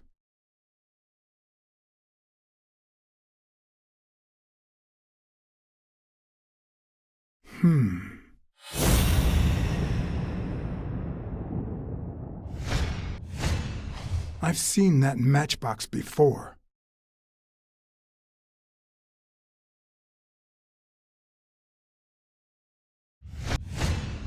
Wait, that's him. Who? Mitchell, the surgeon. Seriously? We got him. Not yet. Right. We still have to find him. Hey, pal. Did you hear what I just said? We need to keep looking at all those pictures. We need a clue that'll take us to Mitchell. Hey, see? There. Just like I was saying.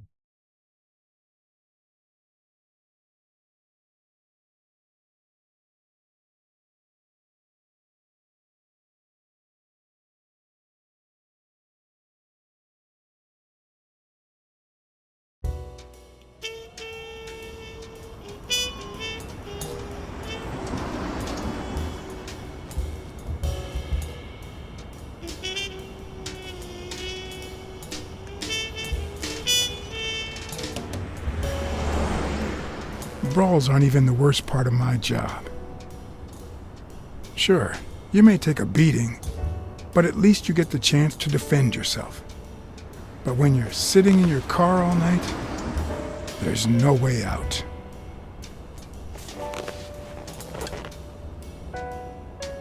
Your legs cramp up, your back and neck feel stiff. Your entire body aches to be somewhere else. It's boring and repetitive.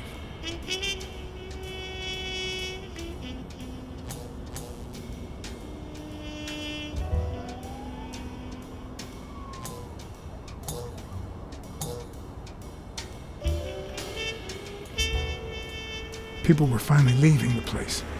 The bar was about to close. And I hadn't seen Mitchell go in or out.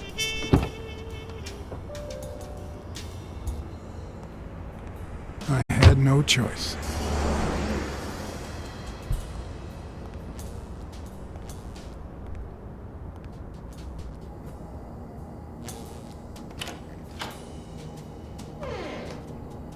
I see you took me up on my invitation.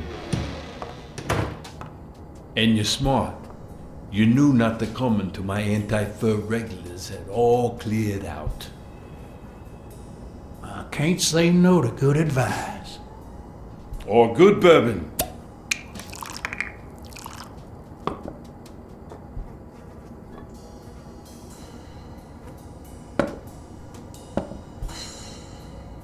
Here's looking at you, Mr.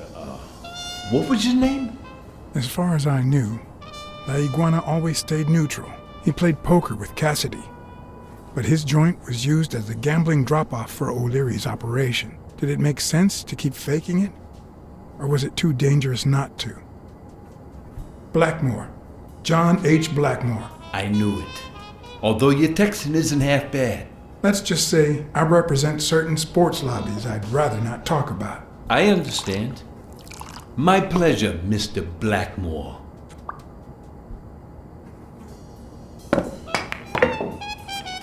You're natural. That sure beats your poker game. This is much easier. No one can cheat. You barely flinched when Cassidy decided to teach that ego a lesson. What do you want me to say?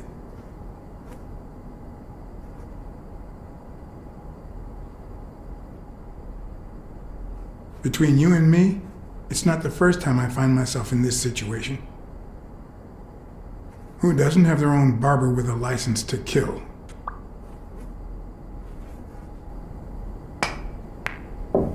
Damn it. Well, nobody's perfect.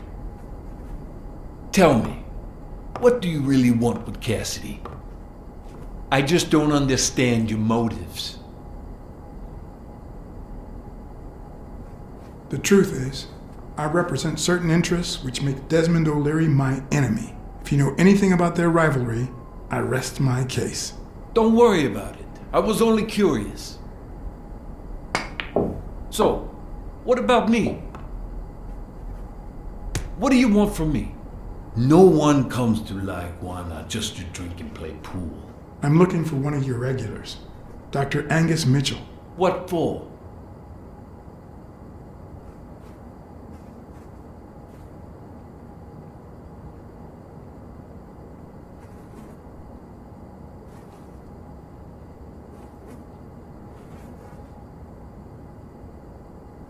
You don't want to tell me? All right. I don't have time to explain how things work here at La Iguana, but I'll be blunt. Not this way. You don't understand. I have to talk to him, or else. Or else what?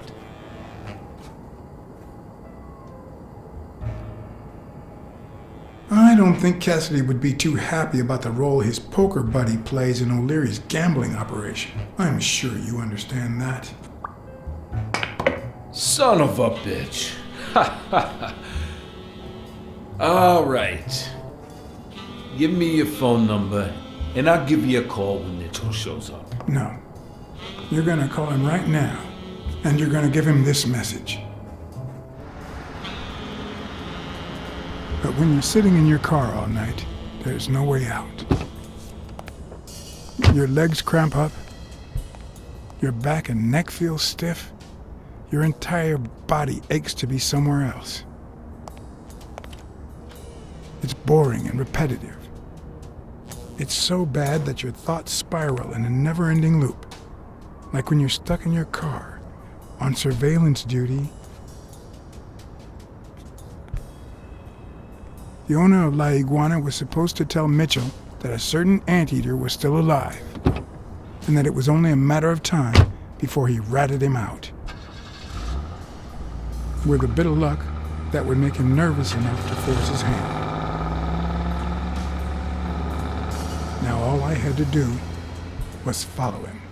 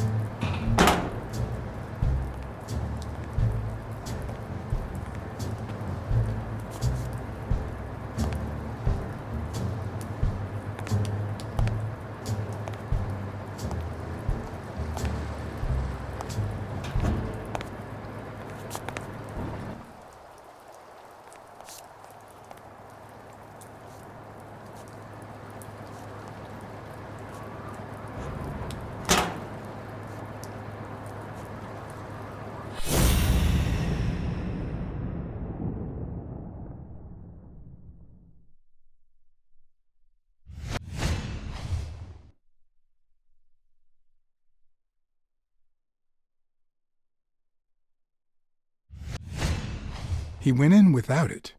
I wonder what's in it.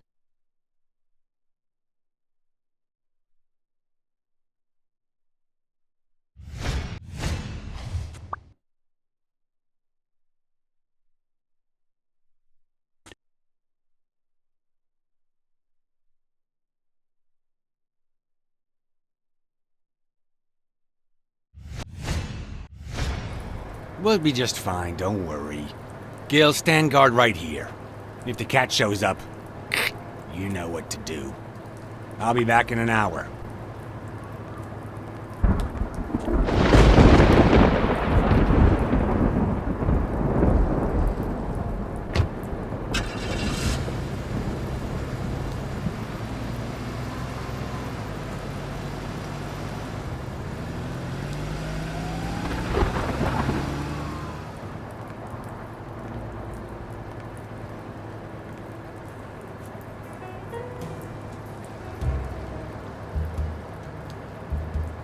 Could I take him by surprise from over there? Although I don't know how I'd get there.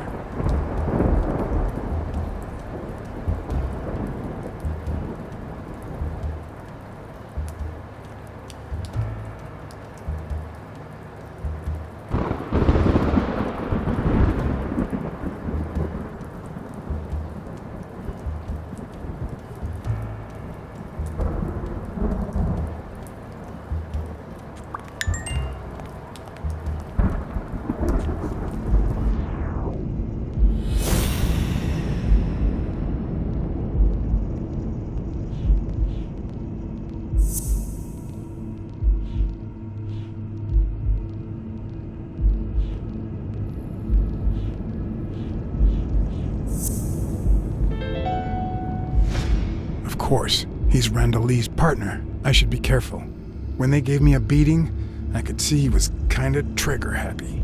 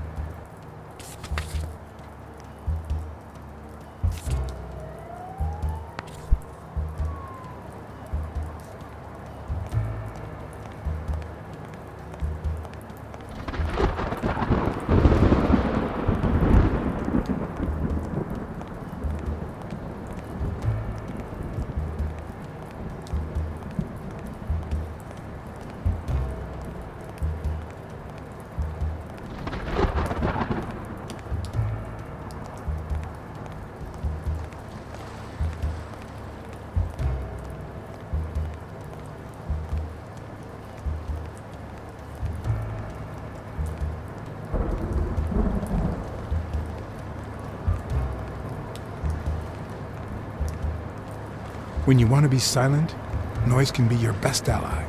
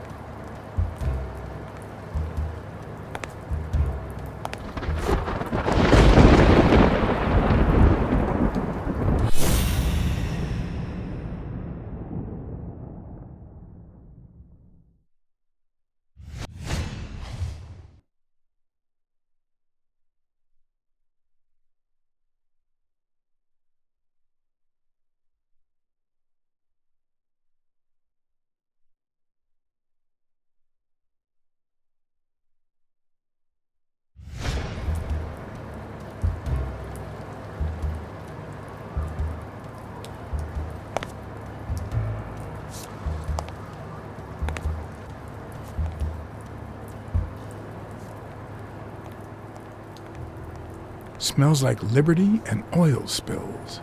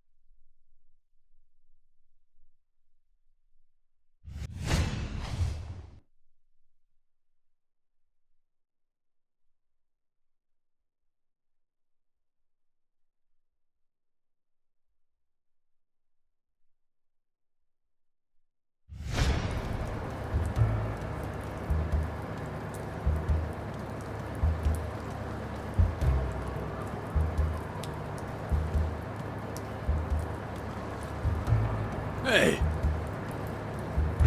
You're one feisty cat.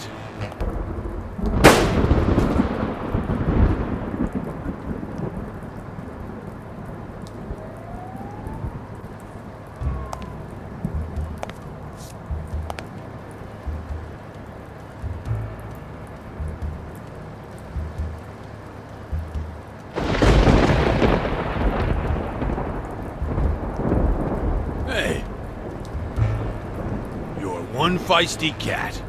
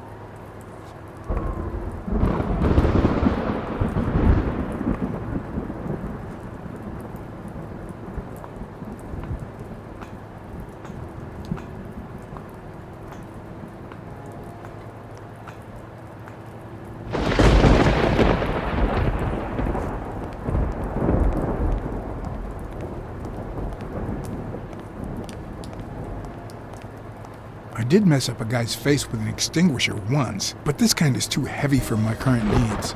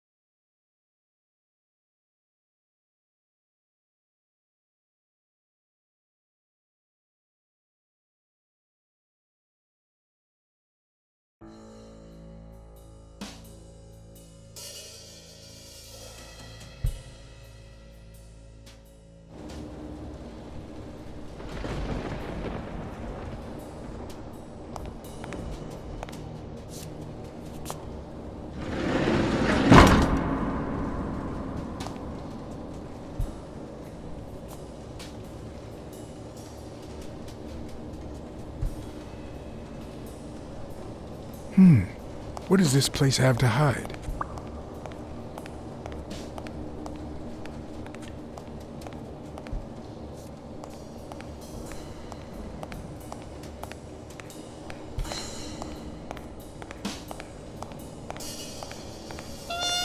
According to this, the warehouse belonged to a Canadian import company.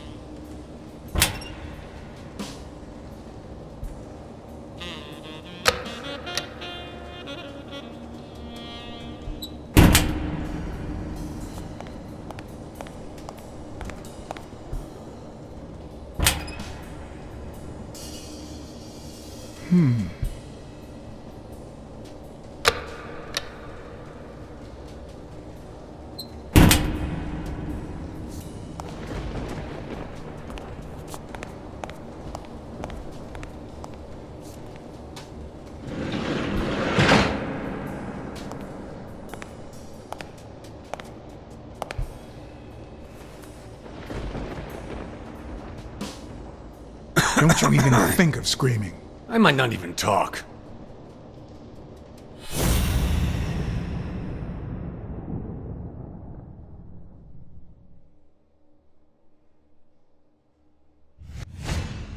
It looks like an arrowhead.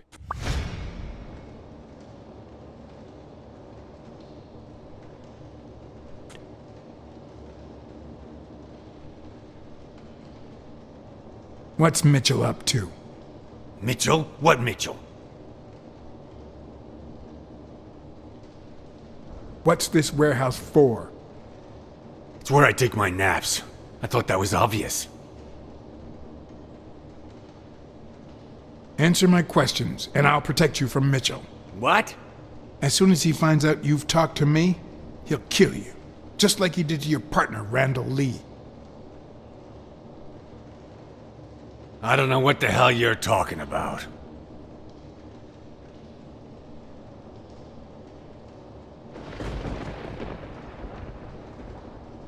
Where did Mitchell go? Damn, are you in love with this guy or what?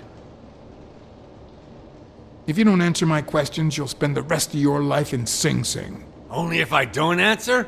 Come on. I'll give you a minute to think about some more convincing answers.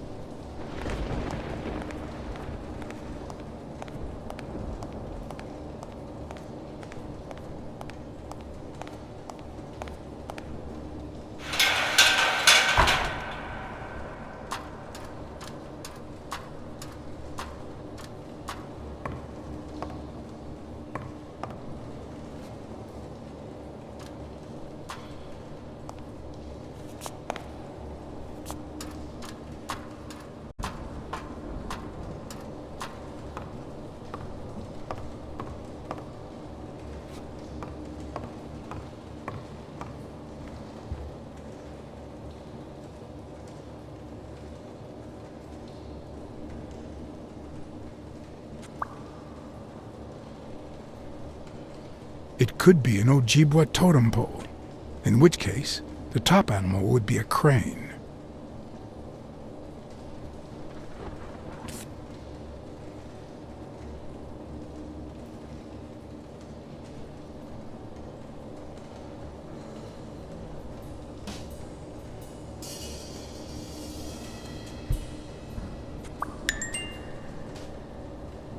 If I'm not mistaken, these are incense sticks, used in cleansing rituals.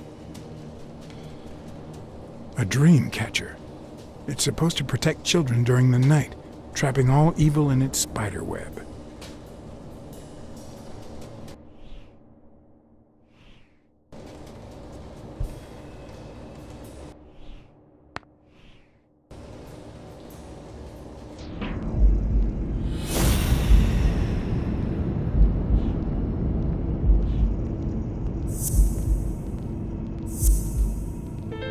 Everything seems to prove that Gil is a Native American, and I'm almost sure that the woman in the picture is his mother.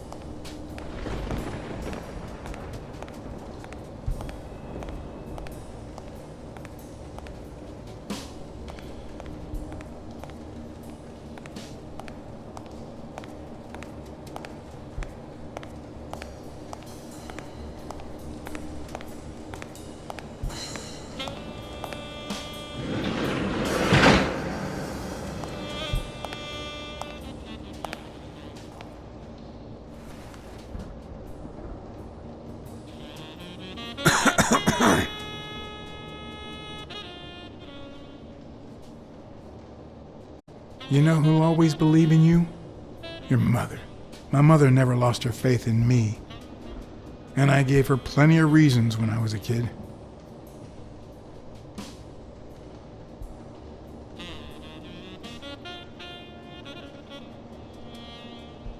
It all started with something as stupid as keeping the change when she sent me for groceries.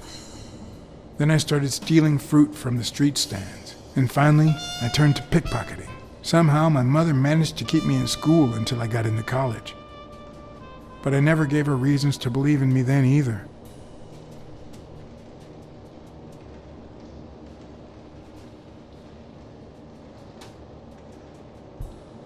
My parents gave me a monthly allowance, which I spent mainly on poker games and the like.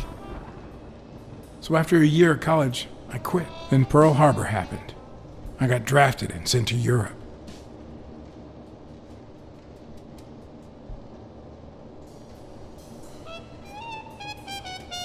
I never knew how to follow orders.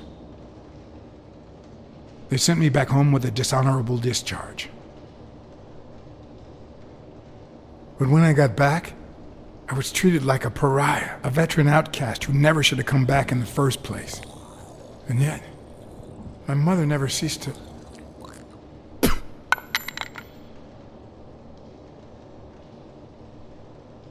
I also fought in the war. That's where I met Mitchell. They used me, like many of my people. And then they just tossed us aside. The first time Mitchell offered me to do this, I told him to take a hike. I wanted to get my act together, but I ended up begging him. I don't like Mitchell. I don't like the things he makes me do. I don't like that German rat either. But what I like least of all is myself. I don't like what I did during the war, and I don't like what I'm doing now. Do you know what it's like to kill a friend for the sake of the mission? Huh.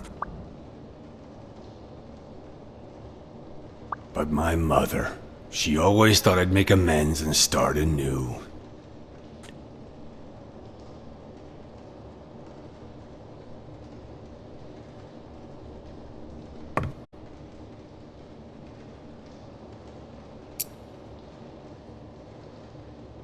Maybe it's time I did just that.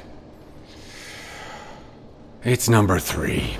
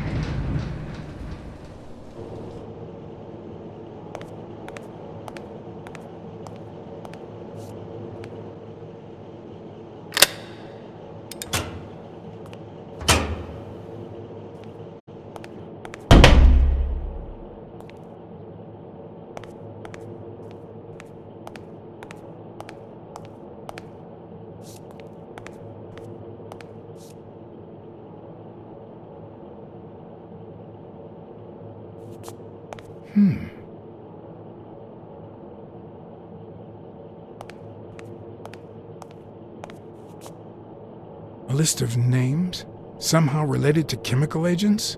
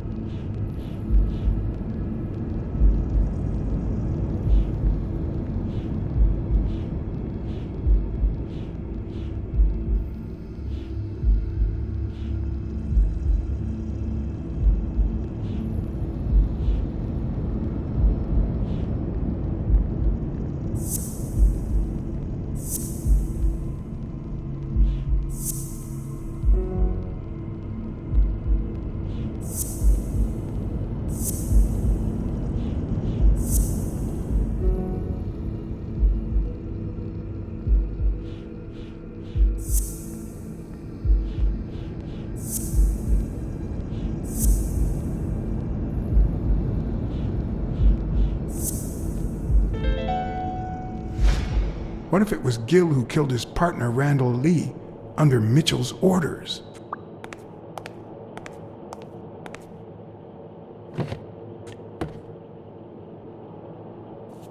Hmm.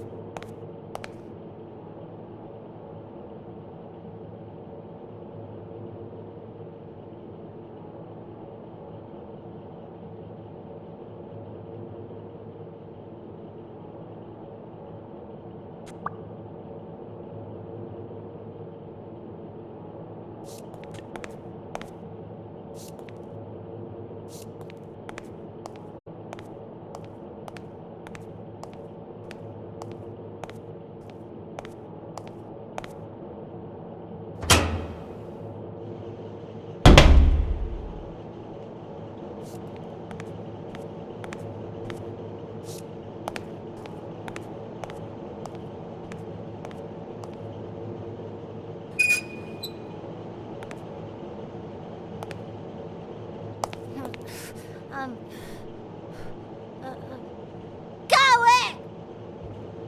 Hey, You back! it's all right. Don't be afraid, little girl.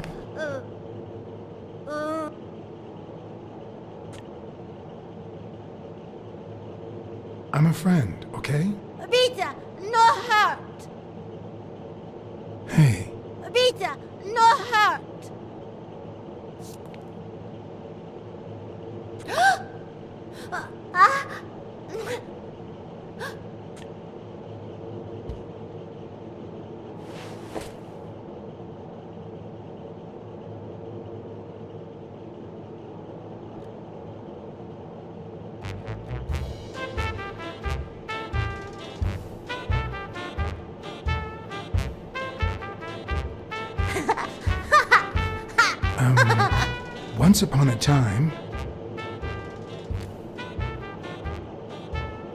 once upon a time... there was a brave, seafaring little girl called... Brunhilde! Hi, my name is Brunhilde, and I'm very happy, said Brunhilde.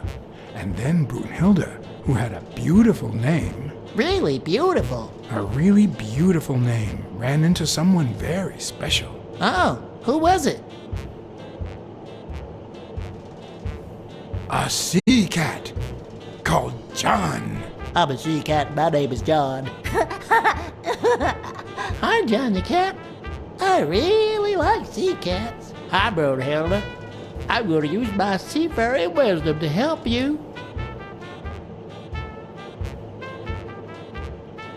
You're out of a cage, too. Nein, he's sad. You say silly things, John the cat. So what are you going to help me do?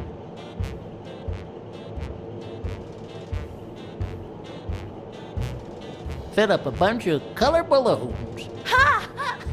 I love balloons. What's your favorite balloon color? Wow, that's a very hard question. But John the cat, it's the easiest question in the world. Let me show you how easy it is. My favorite balloon color is...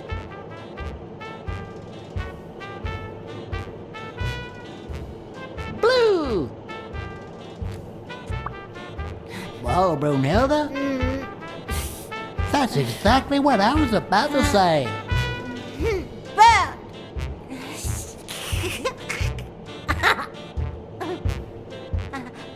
Bernd, John, Brunhilda, Fund.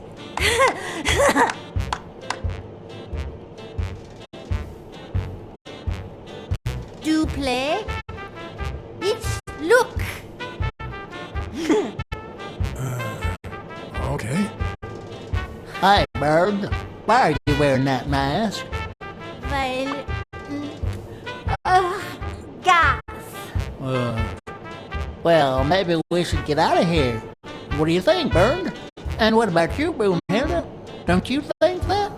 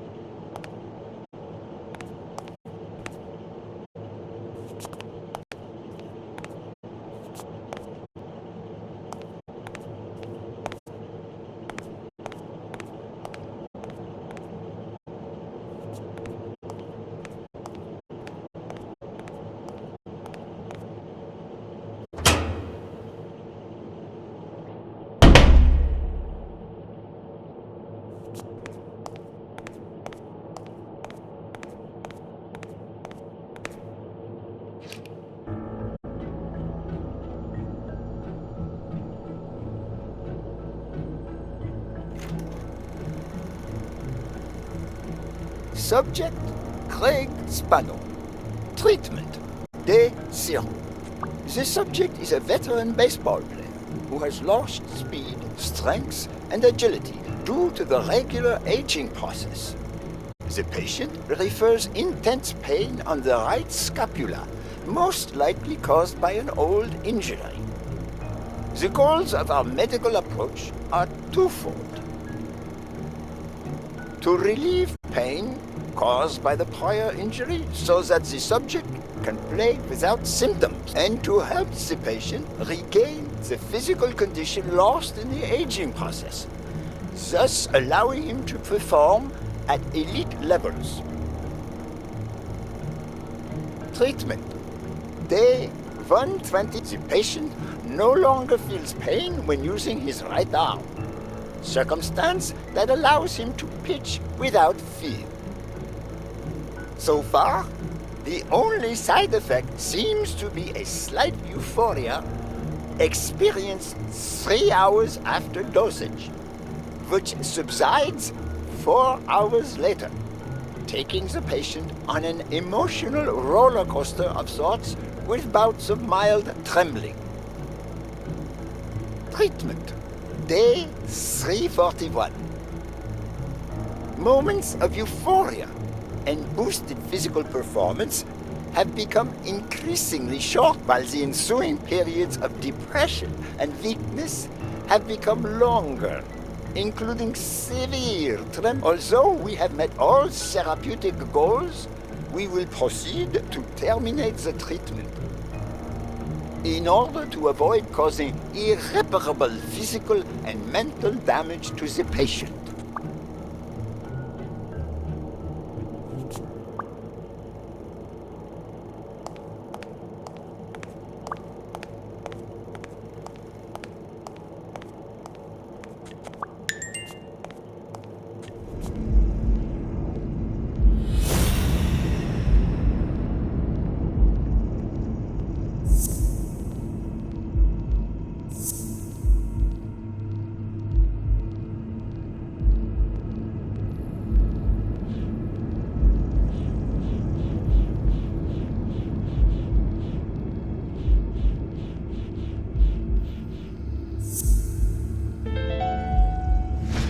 Mitchell is cashing in by selling drugs to enhance athletes' performances.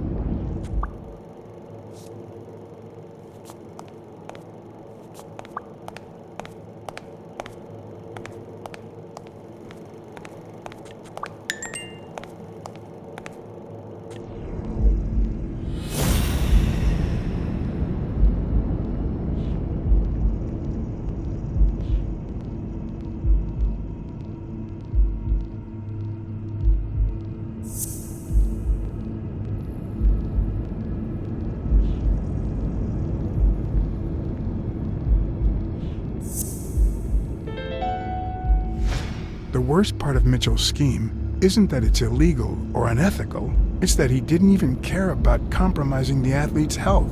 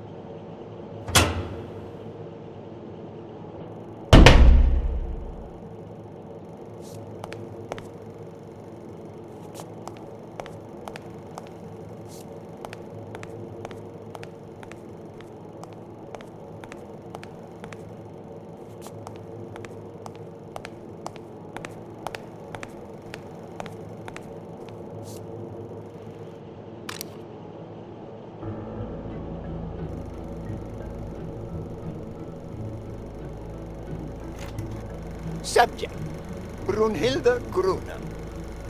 Treatment, day 1500. The patient's ability to speak continues to diminish. Now she can only pronounce the occasional word in German.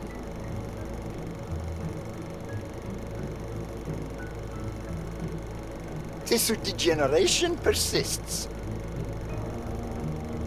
And yet, perhaps due to drastic reduction of benzylprodine dosage and an increase of ibuprofen, we have observed a 3% of deceleration of said degeneration.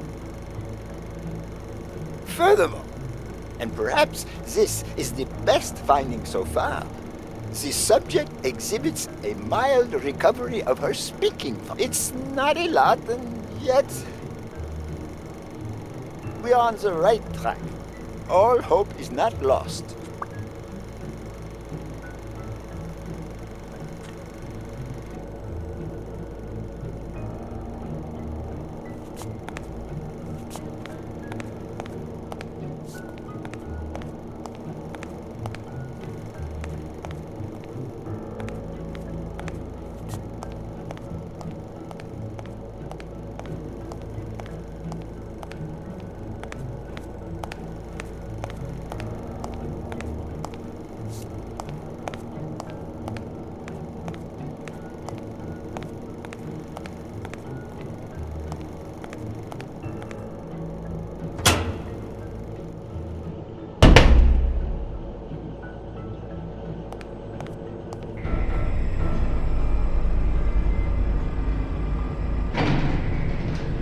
Gil? You know you're not allowed down here.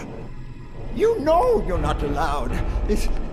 You bastard! I should kill you right here, right now! I don't know. You don't know? I know you're testing drugs on that girl. Brunhilde? No, she's my daughter. She was born with a degenerative disease, a rare condition similar to the Angelman syndrome. There are only 4 known cases like hers, and none of the patients reached the age of 5. But I couldn't give up. I continued to research and found something. It didn't make her better, but anyway, that same treatment used on healthy subjects seems to improve their stamina and their reflexes. It also seems to improve their pain threshold. Somehow, the Reich heard about my experiments and tried to recruit me to create super soldiers. Yes, that Reich. We're talking late 30s, Berlin. I escaped with Brunhilde and came to your country. But the American military also heard about me. I spent the entire war experimenting with drugs on soldiers. Some were highly effective, I must say. When the war was over, my experiments were discarded. I was forbidden all access to the drugs, and Brunhilde got worse. But then God sent me Angus Mitchell. We had met during the war, and he came to offer me a deal. I would make drugs for athletes, and he would sell them. With my earnings, I could pay for Brunhilde's treatment. What else do you want me to say? What are the long-term effects of those drugs? It depends on the patient. But they all develop an addiction, even Brunhilde. They also suffer other symptoms. Some become delirious. She's losing muscle mass by the day. Others lose their ability to focus. And some, slowly but surely, lose it all. About those pills.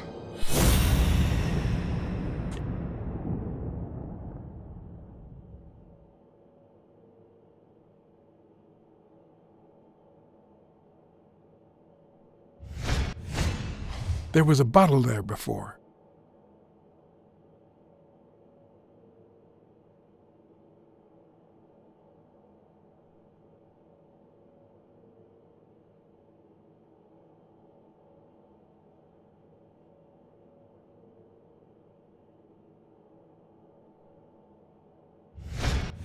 What is he looking at?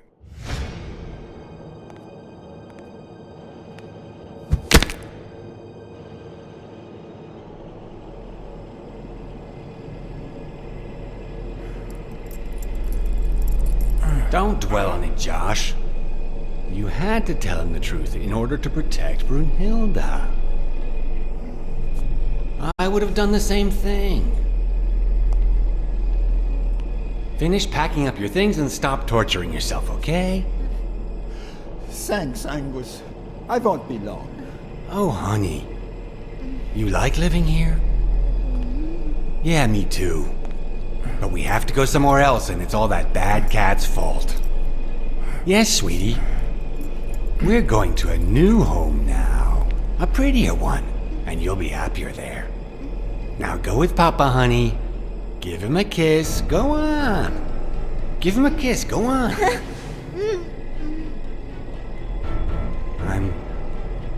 I'm sorry about this, Josh, but we gave it our best, didn't we? Huh? What? What do you mean, Angus?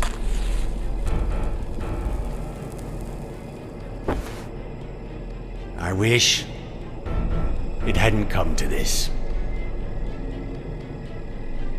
Angus, what's wrong? Goodbye, Josh.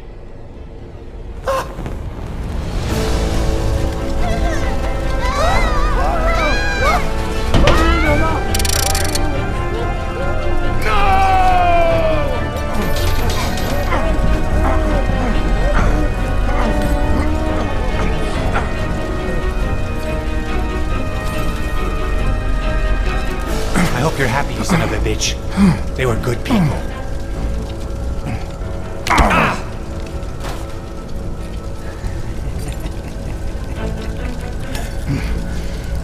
I hope that made you feel better.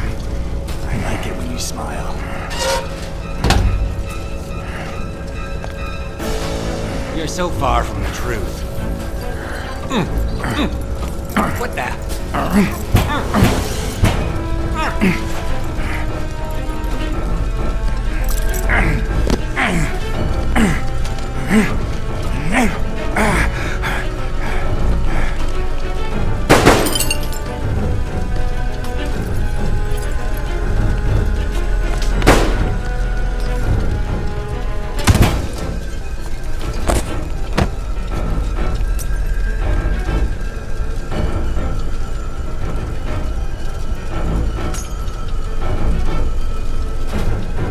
mask would buy me a bit of extra time. The question was, how much?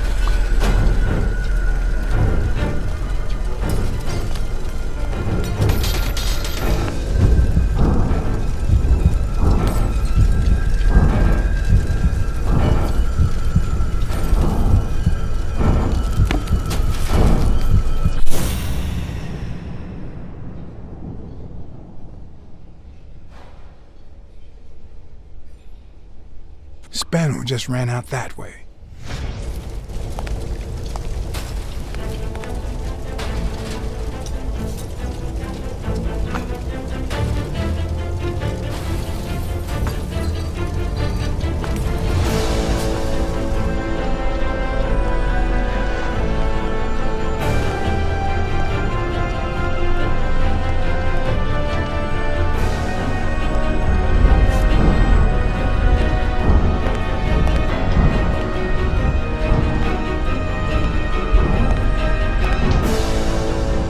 The mask was barely working. I needed fresh air.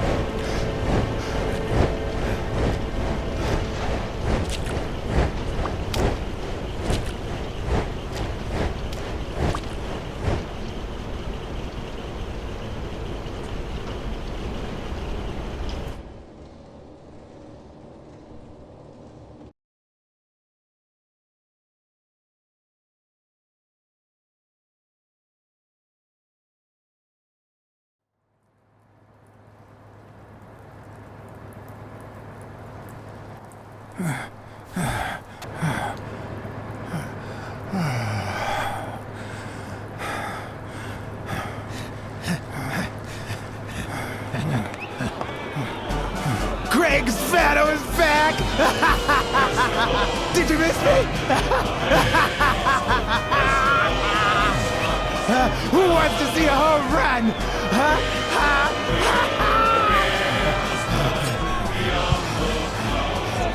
Now you're gonna see! Bring it on!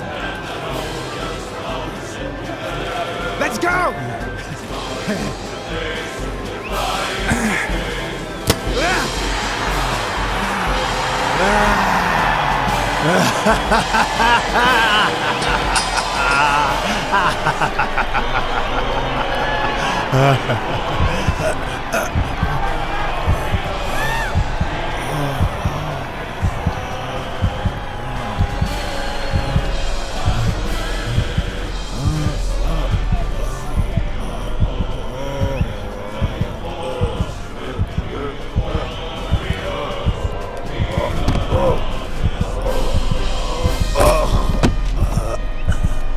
No.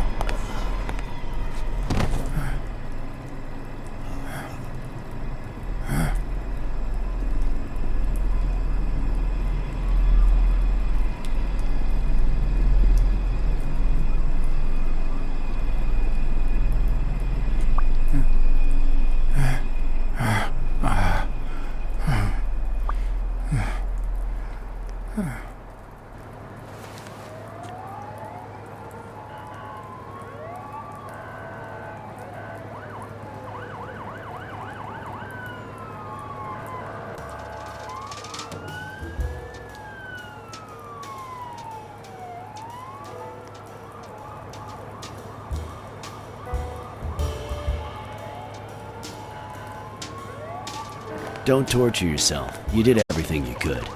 Will he make it? The doctors think so. They found him unconscious by the basement door. What?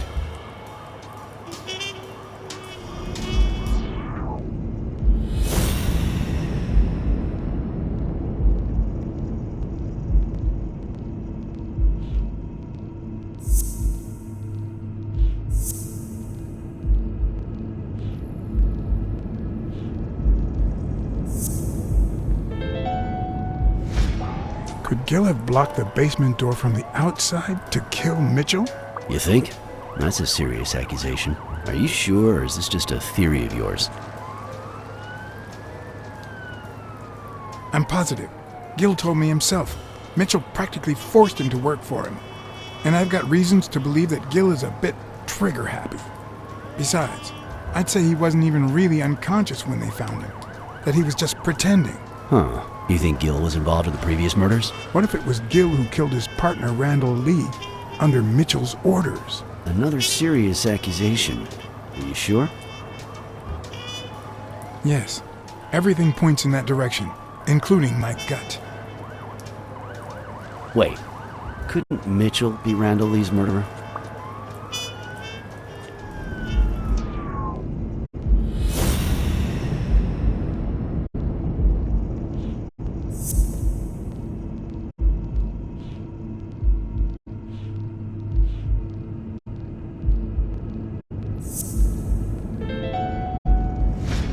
So he misses with 2 shots at point-blank range, and then he hits a guy smack in the forehead from across the street? No.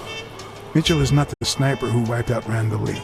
Yeah, I guess you're right. But we still don't know what caused Craig Spano's death.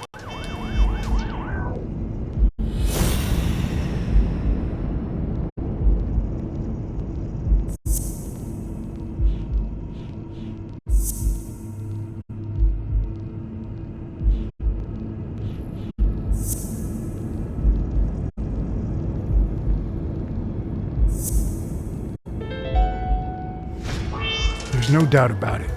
Spano took drugs from the lab, and they killed him. But if that were true, how many more athletes are in danger? And most importantly, who are they? Is Bobby Yale involved?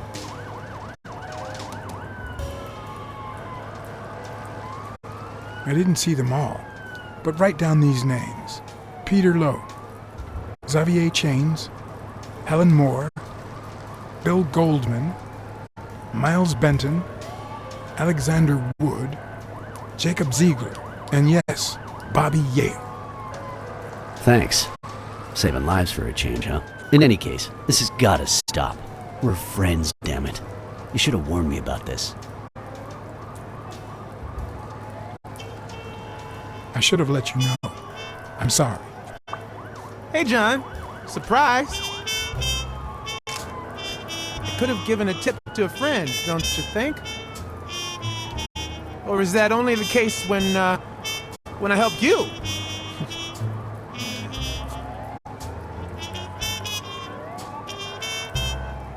Get that guy out of here.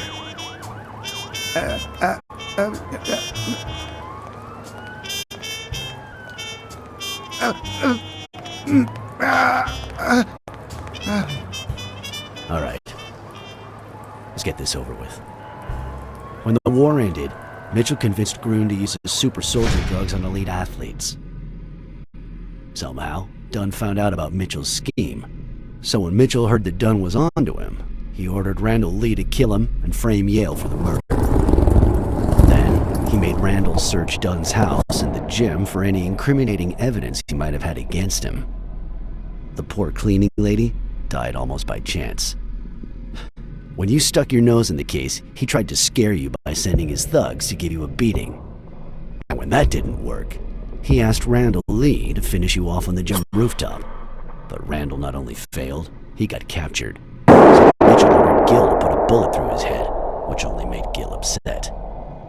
You kept getting closer and closer to the point of discovering his headquarters. When Mitchell realized he was cornered, he burned his bridges by setting the lab on fire, along with Dr. Grun and his daughter. Gil saw the opportunity to get back at Mitchell, so he blocked the only exit so that he would also die in the fire. Did I leave any loose ends? Just a few. But don't worry about it. I'll take care of them now. So I guess thanks for everything.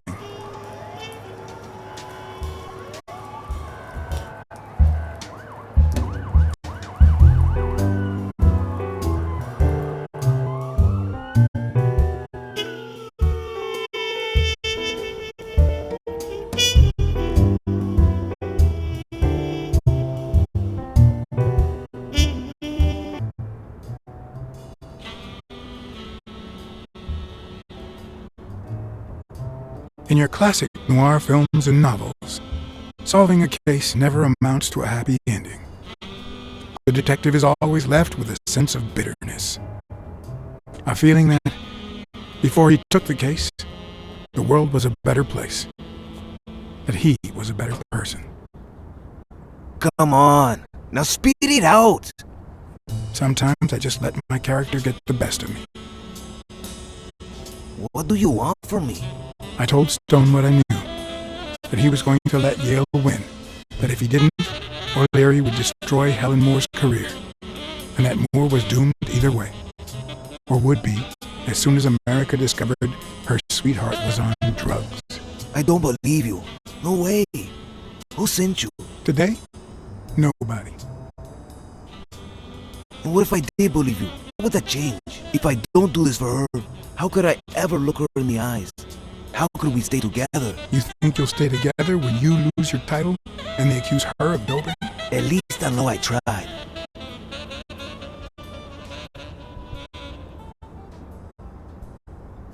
I know your record. Your rise to the top is clean. Free of both O'Learys and drugs. God. You might just be one of the only honest athletes I've met recently. Please don't let them change that. Is it all about being professional to you?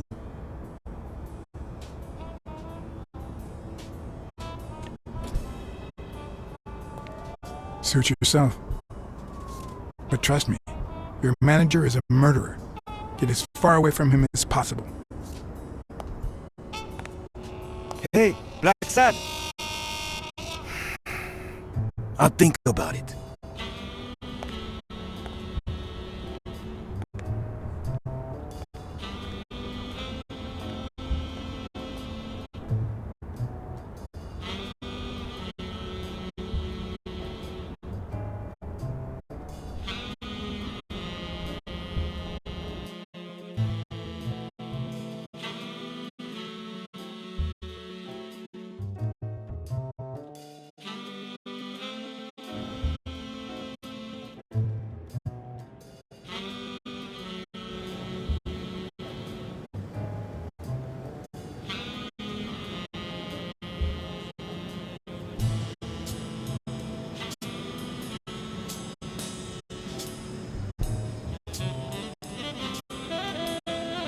Yale confirmed to me that Dunn found out that Mitchell was giving him meds. That was the reason they argued the evening of his death. In fact, I was clean at the time. Hadn't used for days. I didn't want to go down that road. I wanted to follow Joe. But he discovered everything. He didn't believe me when I said I had nothing to do with it. But you used again. Only after his death. I needed to cope. But the drugs gave you a panic attack. Yeah. But I've been clean ever since. Mitchell gave you the pills when he stopped by the hospital. Hence, your miraculous recovery. Are you planning on taking them before the fight? Don't do it, Bobby.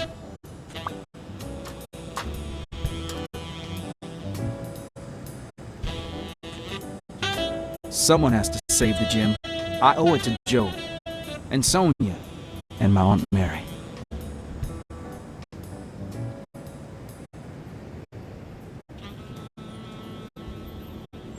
The only thing you owe them is integrity.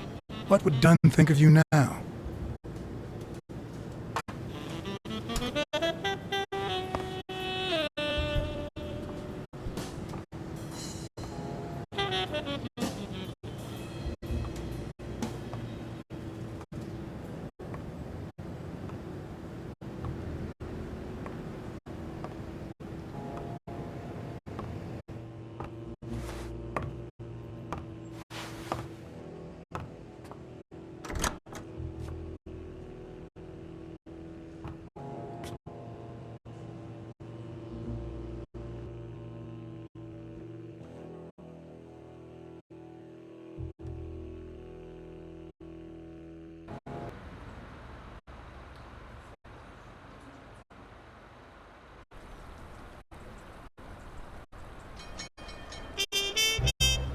Stone and Yale hadn't taken away the bitterness I felt. I needed a friend. He was outraged that I hadn't given him the tip, but he let it go as soon as I bought him a milkshake. After the perfect storm of corruption and murder, only friendship could reconcile me with the world. Only that could make me believe in mankind again. Only that could cleanse my soul. Only that. And money.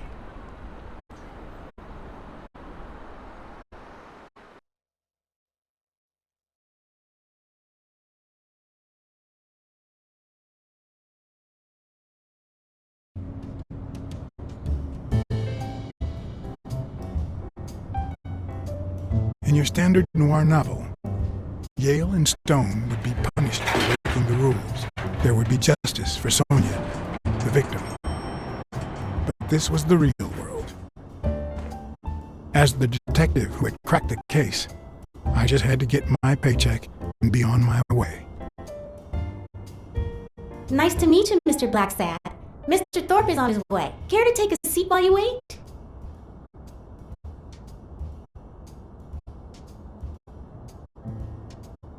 Did he tell you why he's running late? He'll be here in a minute. Please, take a seat.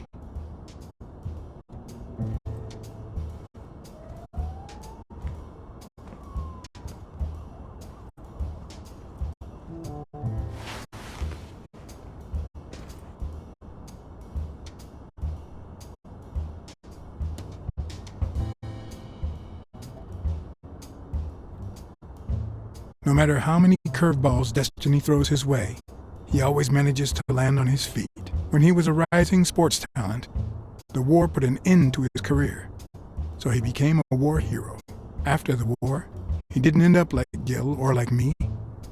He became an elite athlete, a Hall of Fame football star.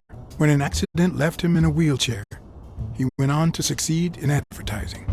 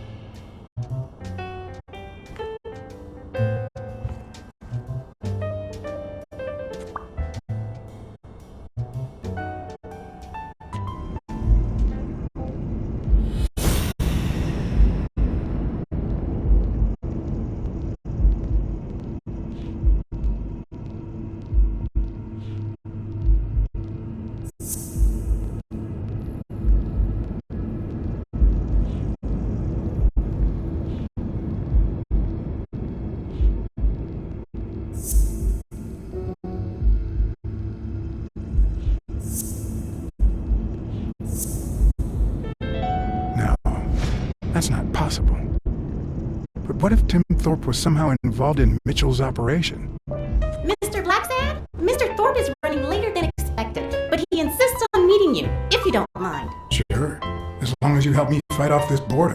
That's not in my job description, but...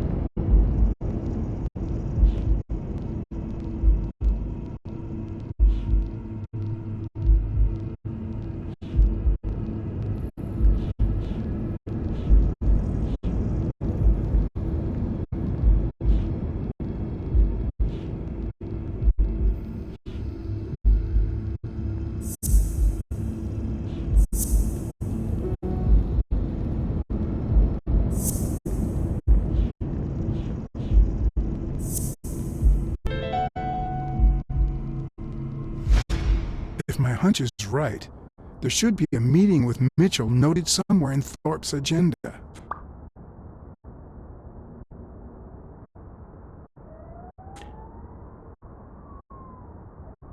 Well, you see, I've got a problem. In order to figure out how much Mr. Thorpe owes me, I need to know what day I started working on the case. But I can't remember. You wouldn't have that written down, would you? It sure wasn't on my shift. I remember. Let me see.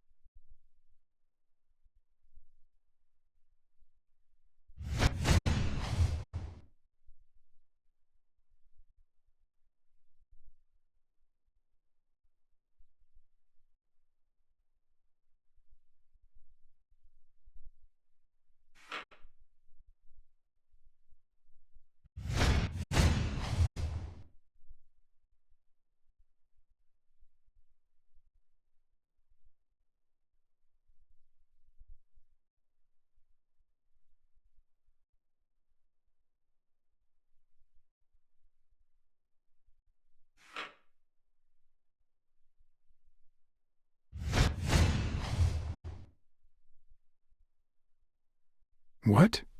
Dunn was here 2 days before he died? Why didn't Thorpe ever mention that? I'm sorry, but your name's not on here.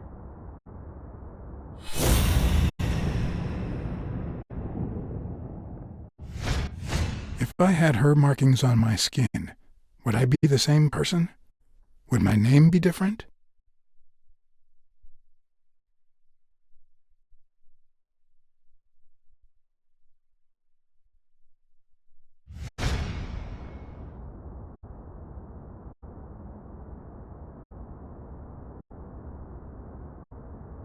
Wait, I just remembered something. The day I came, Joe Dunn had just walked out the door. Well, no. You don't have any appointments. Although, I guess I could have forgotten to write you in. Mr. Dunn, who's usually very kind, left in a flurry. He even slammed Mr. Thorpe's door. Okay.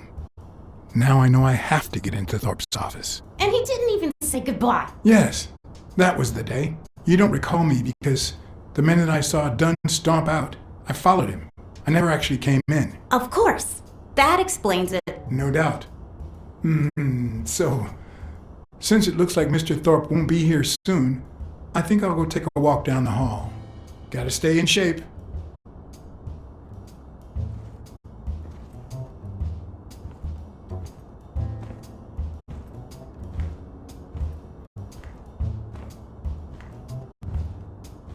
Come on, Thorpe. Tell me there's a back door to your office. Maybe I should play the Smirnov trump card this time.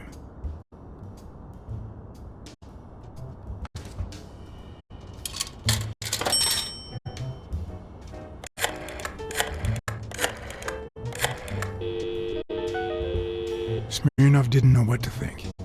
He asked me to watch out and call him as soon as I had more information. He also told me that Gil had finally talked. He denied having blocked the basement door and said the truck door opened, but he got knocked on the head as soon as he tried to get out. He then woke up when the police found him beside the basement door. Obviously, the same person who had jammed the door had carried him there.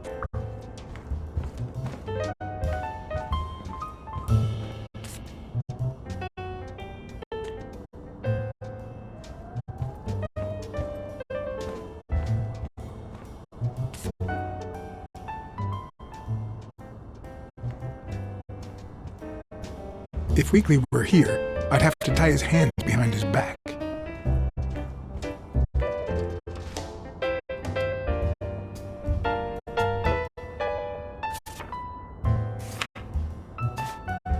So, you had something to do with that chest expander after all.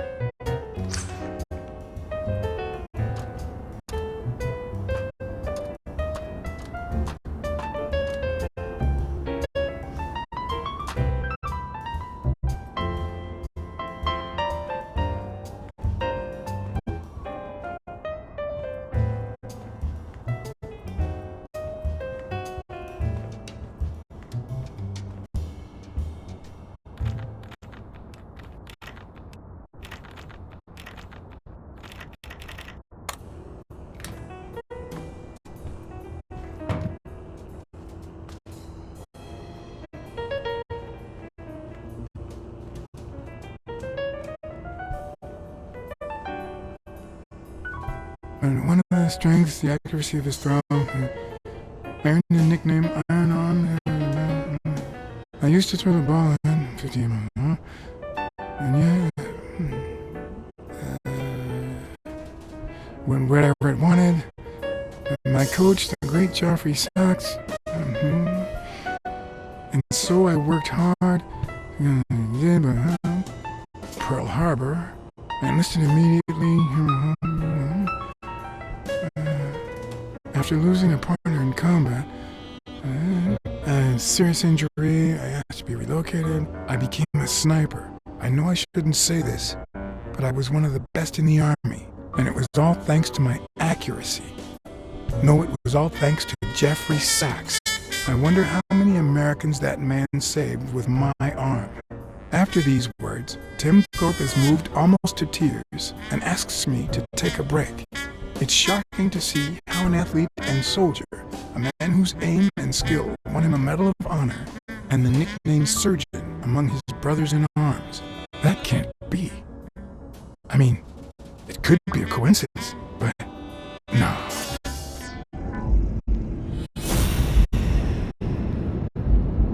Why am I surprised? In every investigation, there comes a point where every single lead seems to go down the drain.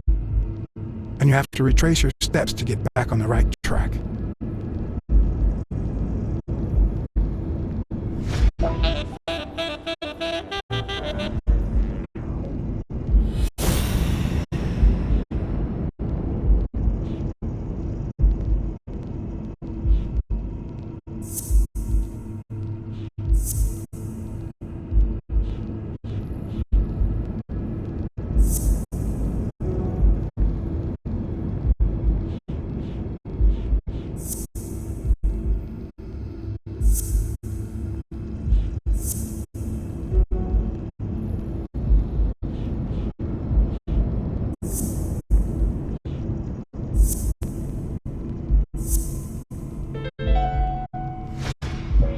That's it.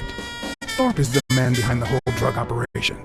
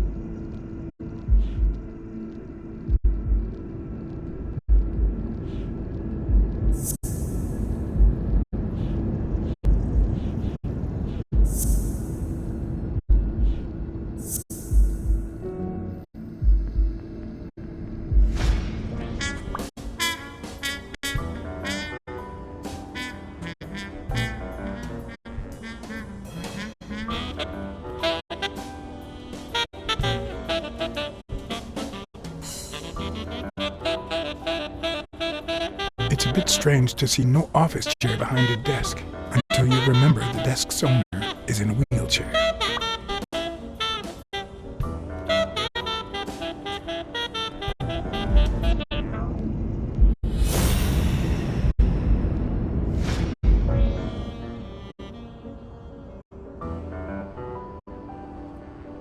I better not use it. It might be connected to the switchboard at the front desk.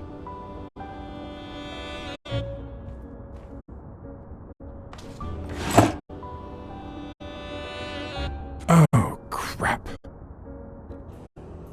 Of course.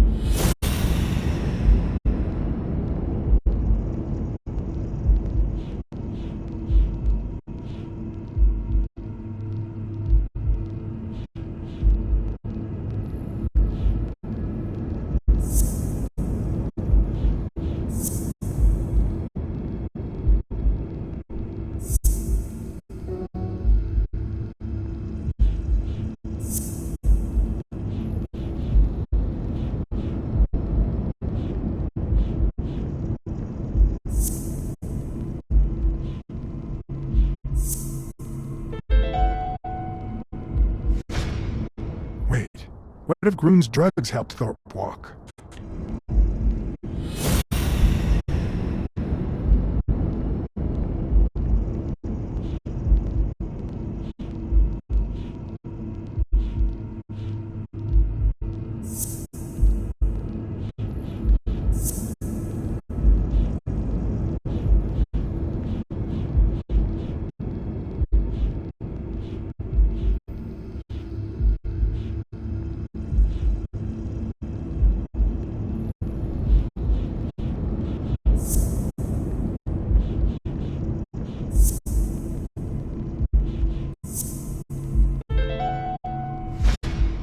Of course, it wasn't Mitchell or Gill.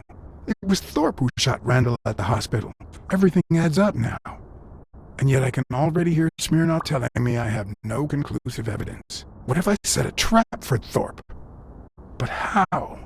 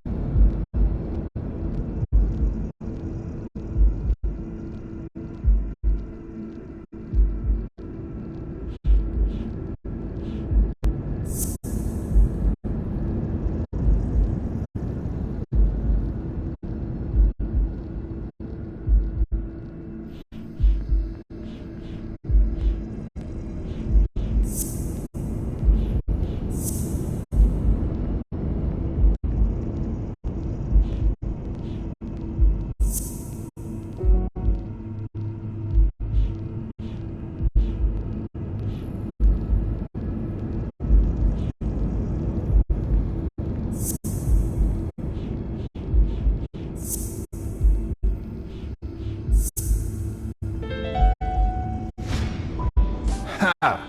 What if I place Thorpe's gun up there and corner him so that he has to stand up to get it?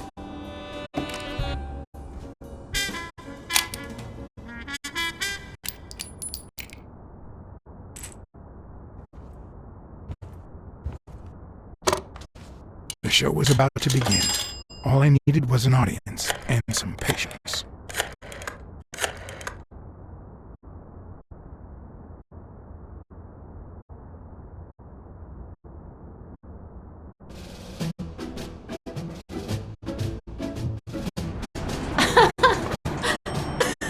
Stop it! Arr! Don't you know who you're dealing with, matey? What a silly man! Today, you wants to be shark bait, do ya? Oh, BLACKSAD. I feel terrible for keeping you waiting. John. But you see, there was mutiny on board, so... Stop! See what I have to put up with. All right, councilman, to the cabin with you! Onward! Yeah, I can't. Come along, BLACKSAD. Julie, don't let anyone bother us.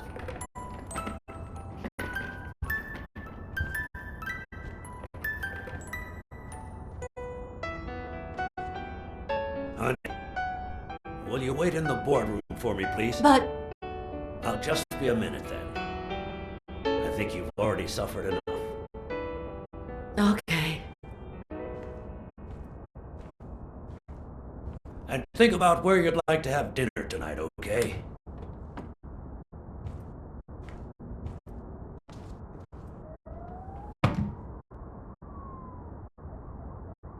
You see, I'm not going to pay you for solving the case.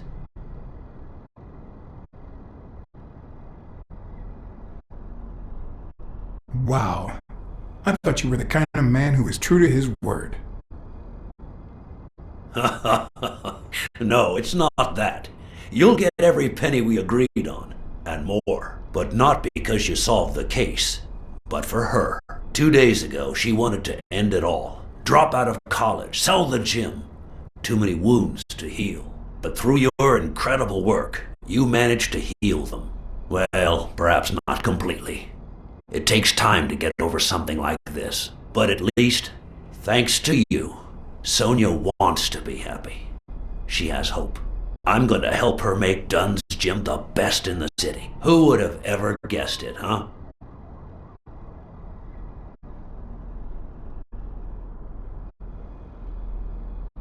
In the end, it seems like Dunn's death was the best thing that could have happened to the gym, huh?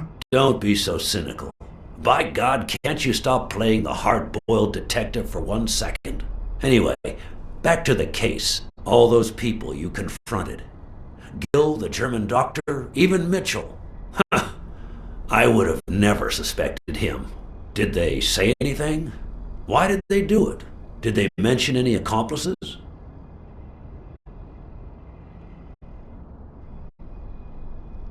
They did mention a certain surgeon. Surgeon? You have any idea who that could be?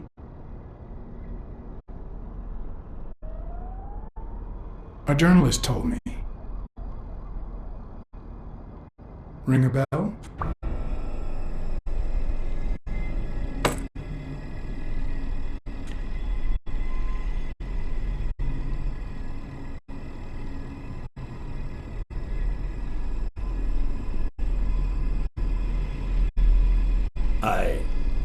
I'm sure you've got good intentions, but you're wrong. What makes you think that? I'm sure there's an explanation. Don't deny it. I know Mitchell gave them to you. People see a wheelchair and think, poor guy, he can't walk. But there's so much more to it than that. Some nights I can't even sleep from the pain. That doesn't explain why you didn't tell me you knew about those drugs.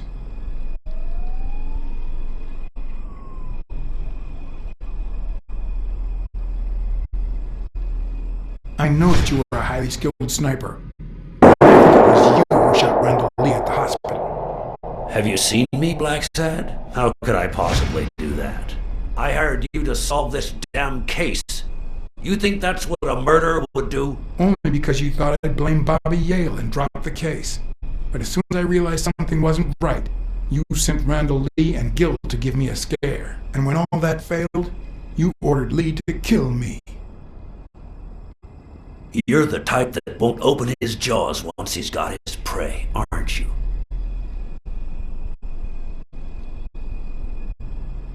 I think I've made that clear enough by now.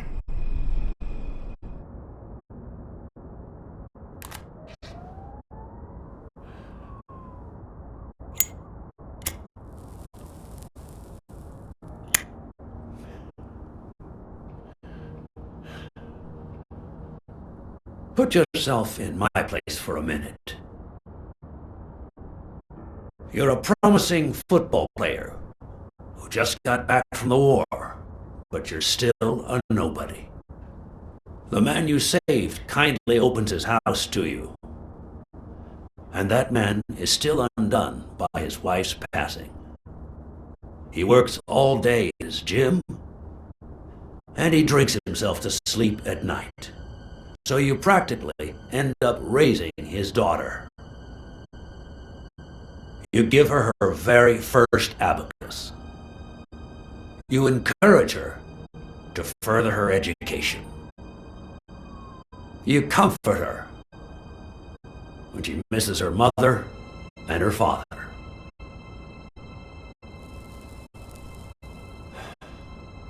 Meanwhile, your sporting career takes off. Life is good. Until one day, out of the blue, an accident cripples you. An old friend, Mitchell, tells you he knows someone who can help you. A German doctor. His drugs take some time to work, but they do wonders. You manage to walk for short bursts at a time, little by little. And those bursts keep getting longer. But the drugs aren't cheap at all. So you have to find a way to pay for them, don't you see?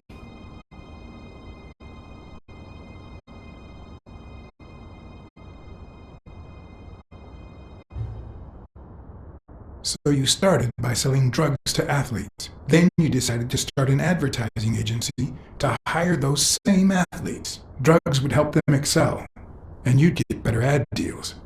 The perfect business model. Your first client? Craig Spano.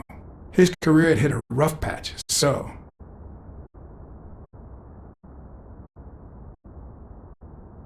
you decided to help him, to reboot his career. And yet, when the drugs started having serious side effects, you got rid of him. Afraid he would talk, you tried to kill him. That's why he hid. From then on, your business was smooth sailing. You even began to think you were above the law. You thought that you were untouchable.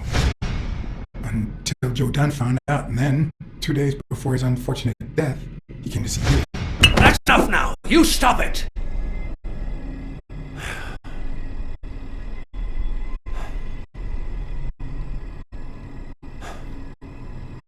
Now, I don't know if I'm above the law, but I am sure as hell not beneath it. Do you know how much power I have? The kind of people I eat with every day?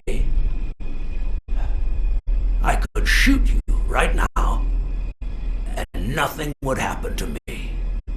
With that gun you keep in your drawer? I'm afraid not. I placed your pistol out of reach, just in case you happen to confirm my suspicions, Ironarm. And now, if you'll excuse me, I have an appointment with the police.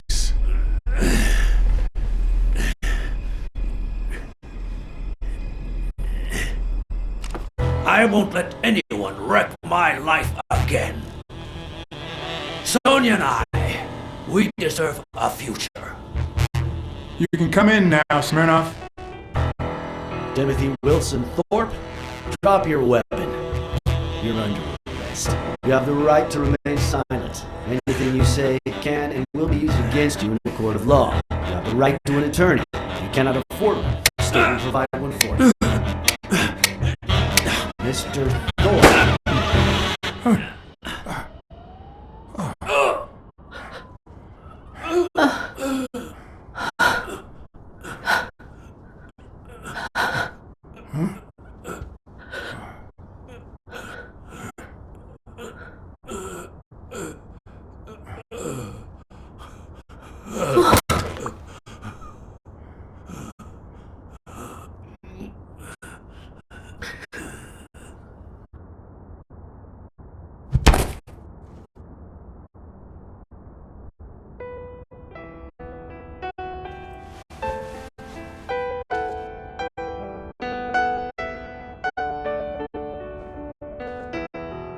Sonia Dunn,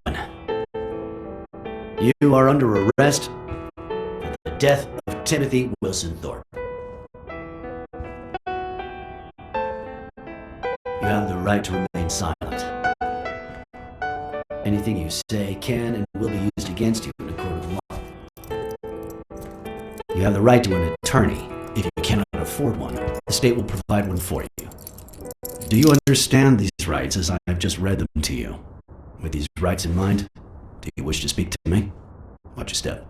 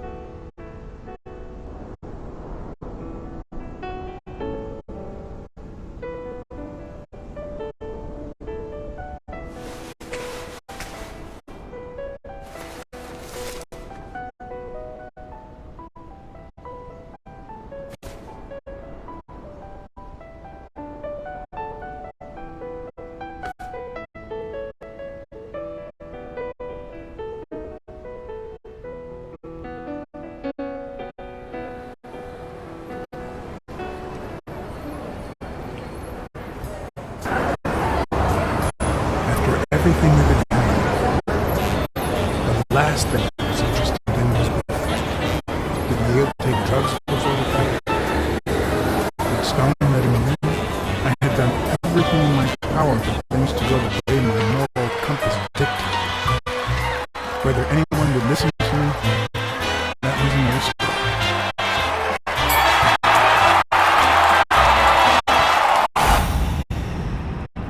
Because no matter what they tell us, our actions don't always determine our future. My moral compass. As if I even knew what that means. I didn't even know what to think of my performance throughout the case. Did I have a clear conscience? Would I have made the same decisions, given the chance?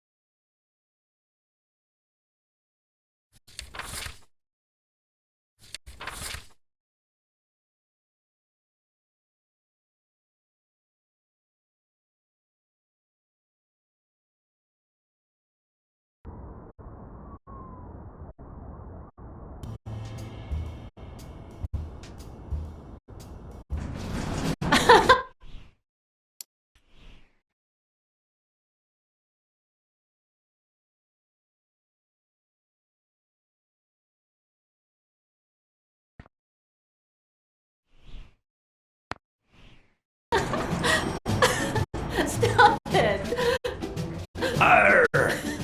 Don't you know who you're dealing with, matey? What a silly man. Mutiny! You wants to be shark bait, do ya? BLACKSAD, I feel terrible for keeping you waiting. John.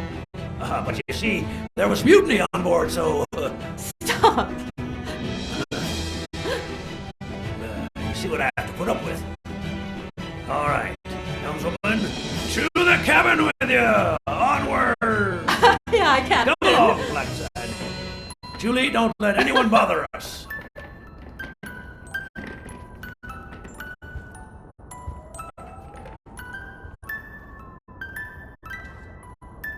Honey, will you wait in the boardroom for me, please? But...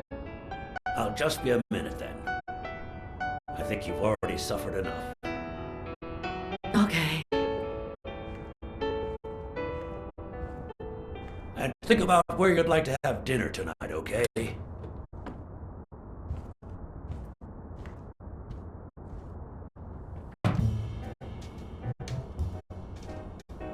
You see, I'm not going to pay you for solving the case. Wow. I thought you were the kind of man who was true to his word. No, it's not that. You'll get every penny we agreed on, and more. But not because you solved the case, but for her. 2 days ago, she wanted to end it all. Drop out of college, sell the gym. Too many wounds to heal. But through your incredible work, you managed to heal them. Well, perhaps not completely. It takes time to get over something like this. But at least, thanks to you, Sonia wants to be happy. She has hope. I'm going to help her make Dunn's gym the best in the city. Who would have ever guessed it, huh? In the end, it seems like Dunn's death was the best thing that could have happened to the gym, huh? Don't be so cynical. By God, can't you stop playing the hard-boiled detective for 1 second? Anyway, back to the case.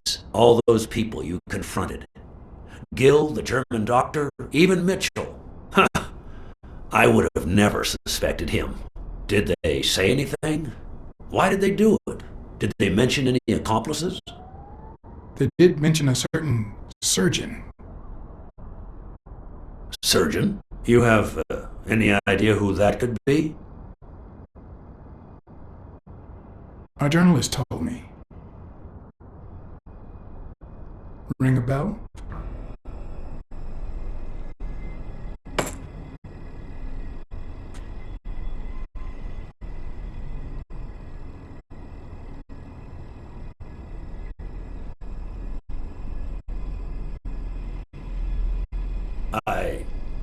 I'm sure you've got good intentions, but you're wrong. What makes you think that? I'm sure there's an explanation. Don't deny it. I know Mitchell gave them to you. People see a wheelchair and think, poor guy, he can't walk. But there's so much more to it than that. Some nights I can't even sleep from the pain. That doesn't explain why you didn't tell me you knew about those drugs. I know that you were a highly skilled sniper. It was you who shot Randall Lee at the hospital. Have you seen me, BLACKSAD? How could I possibly do that? I hired you to solve this damn case. You think that's what a murderer would do? Only because you thought I'd blame Bobby Yale and drop the case. But as soon as I realized something wasn't right, you sent Randall Lee and Gil to give me a scare. And when all that failed, you ordered Lee to kill me. You're the type that won't open his jaws once he's got his prey, aren't you? I think I've made that clear enough by now.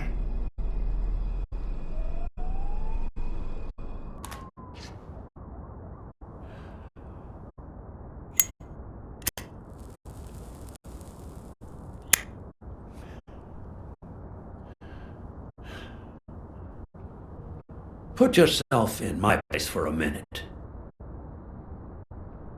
You're a promising football player who just got back from the war, but you're still a nobody. The man you saved kindly opens his house to you, and that man is still undone by his wife's passing. He works all day at his gym, and he drinks himself to sleep at night. So you practically end up raising his daughter. You give her her very first abacus.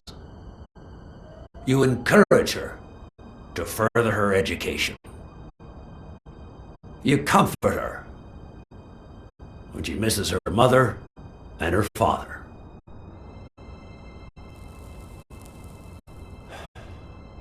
Meanwhile, your sporting career takes off. Life is good. Until one day, out of the blue, an accident cripples you. An old friend, Mitchell, tells you he knows someone who can help you. A German doctor. His drugs take some time to work, but they do wonders. You manage to walk for short bursts at a time, little by little. And those bursts keep getting longer. But the drugs aren't cheap at all. So you have to find a way to pay for them, don't you see?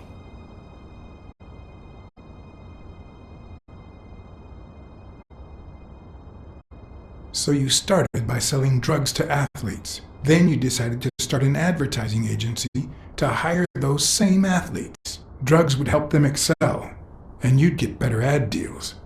The perfect business model. Your first client? Craig Spano. His career had hit a rough patch, so you decided to help him to reboot his career. And yet, when the drugs started having serious side effects, you got rid of him. Afraid he would talk, you tried to kill him. That's why he hid. From then on, your business was smooth sailing. You even began to think you were above the law. You thought that you were untouchable. Until Joe Dunn found out, and then, 2 days before his unfortunate death, he came to see you. That's enough now! You stop it!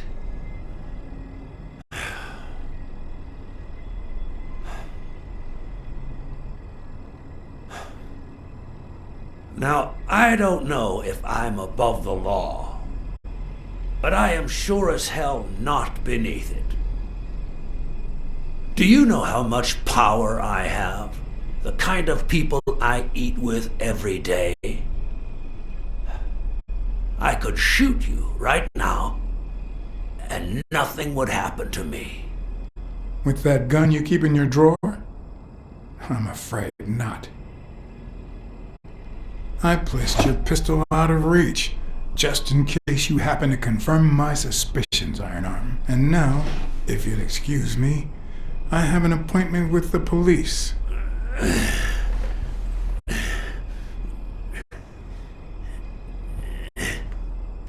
I won't let anyone wreck my life again.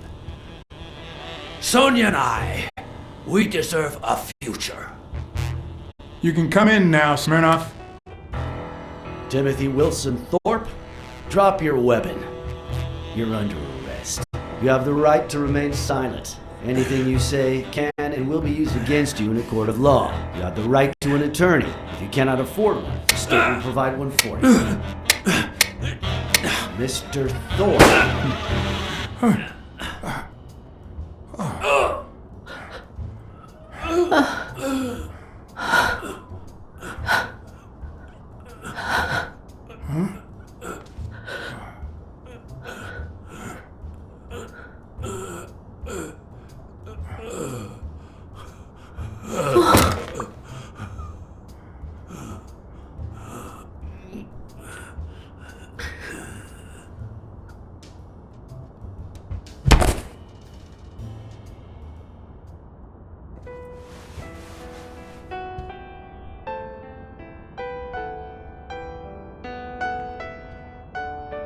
Sonia Dunn, you are under arrest for the death of Timothy Wilson Thorpe.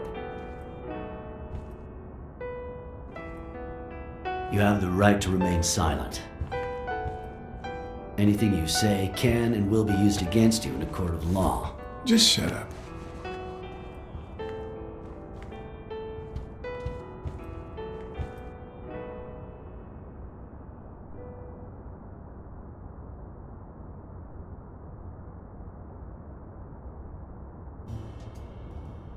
Sonia should never set foot in jail. BLACKSAD, don't.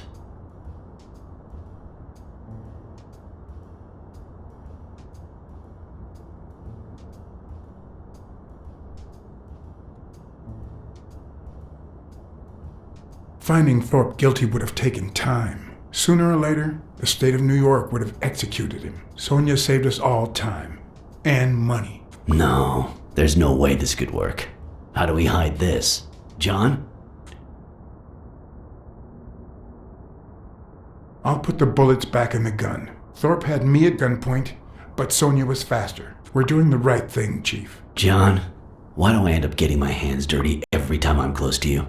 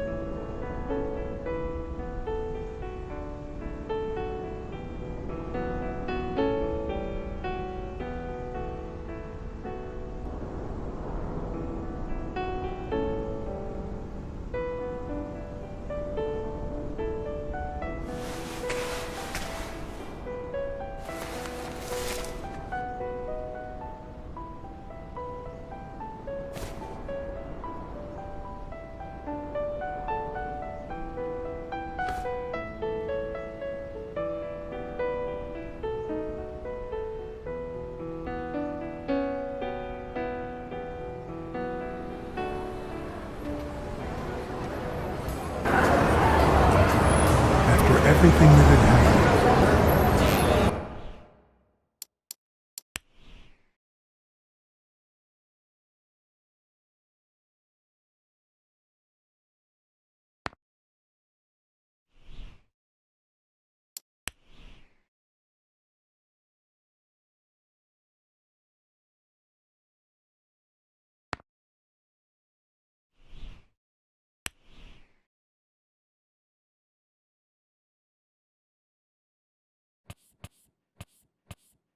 Sometimes when I want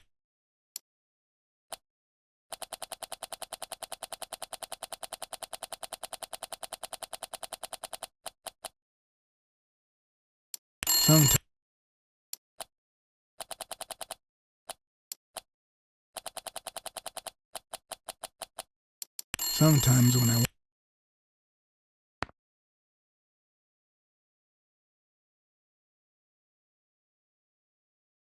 Sometimes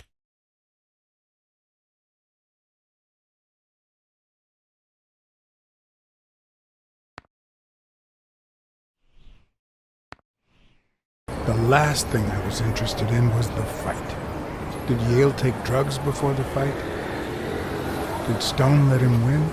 I had done everything in my power for things to go the way my moral compass dictated. Whether anyone would listen to me, that was another story.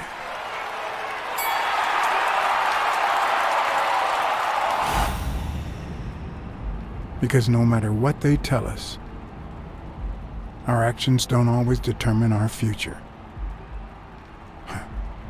My moral compass. As if I even knew what that means. I didn't even know what to think of my performance throughout the case. Did I have a clear conscience? Would I have made the same decisions, given the chance?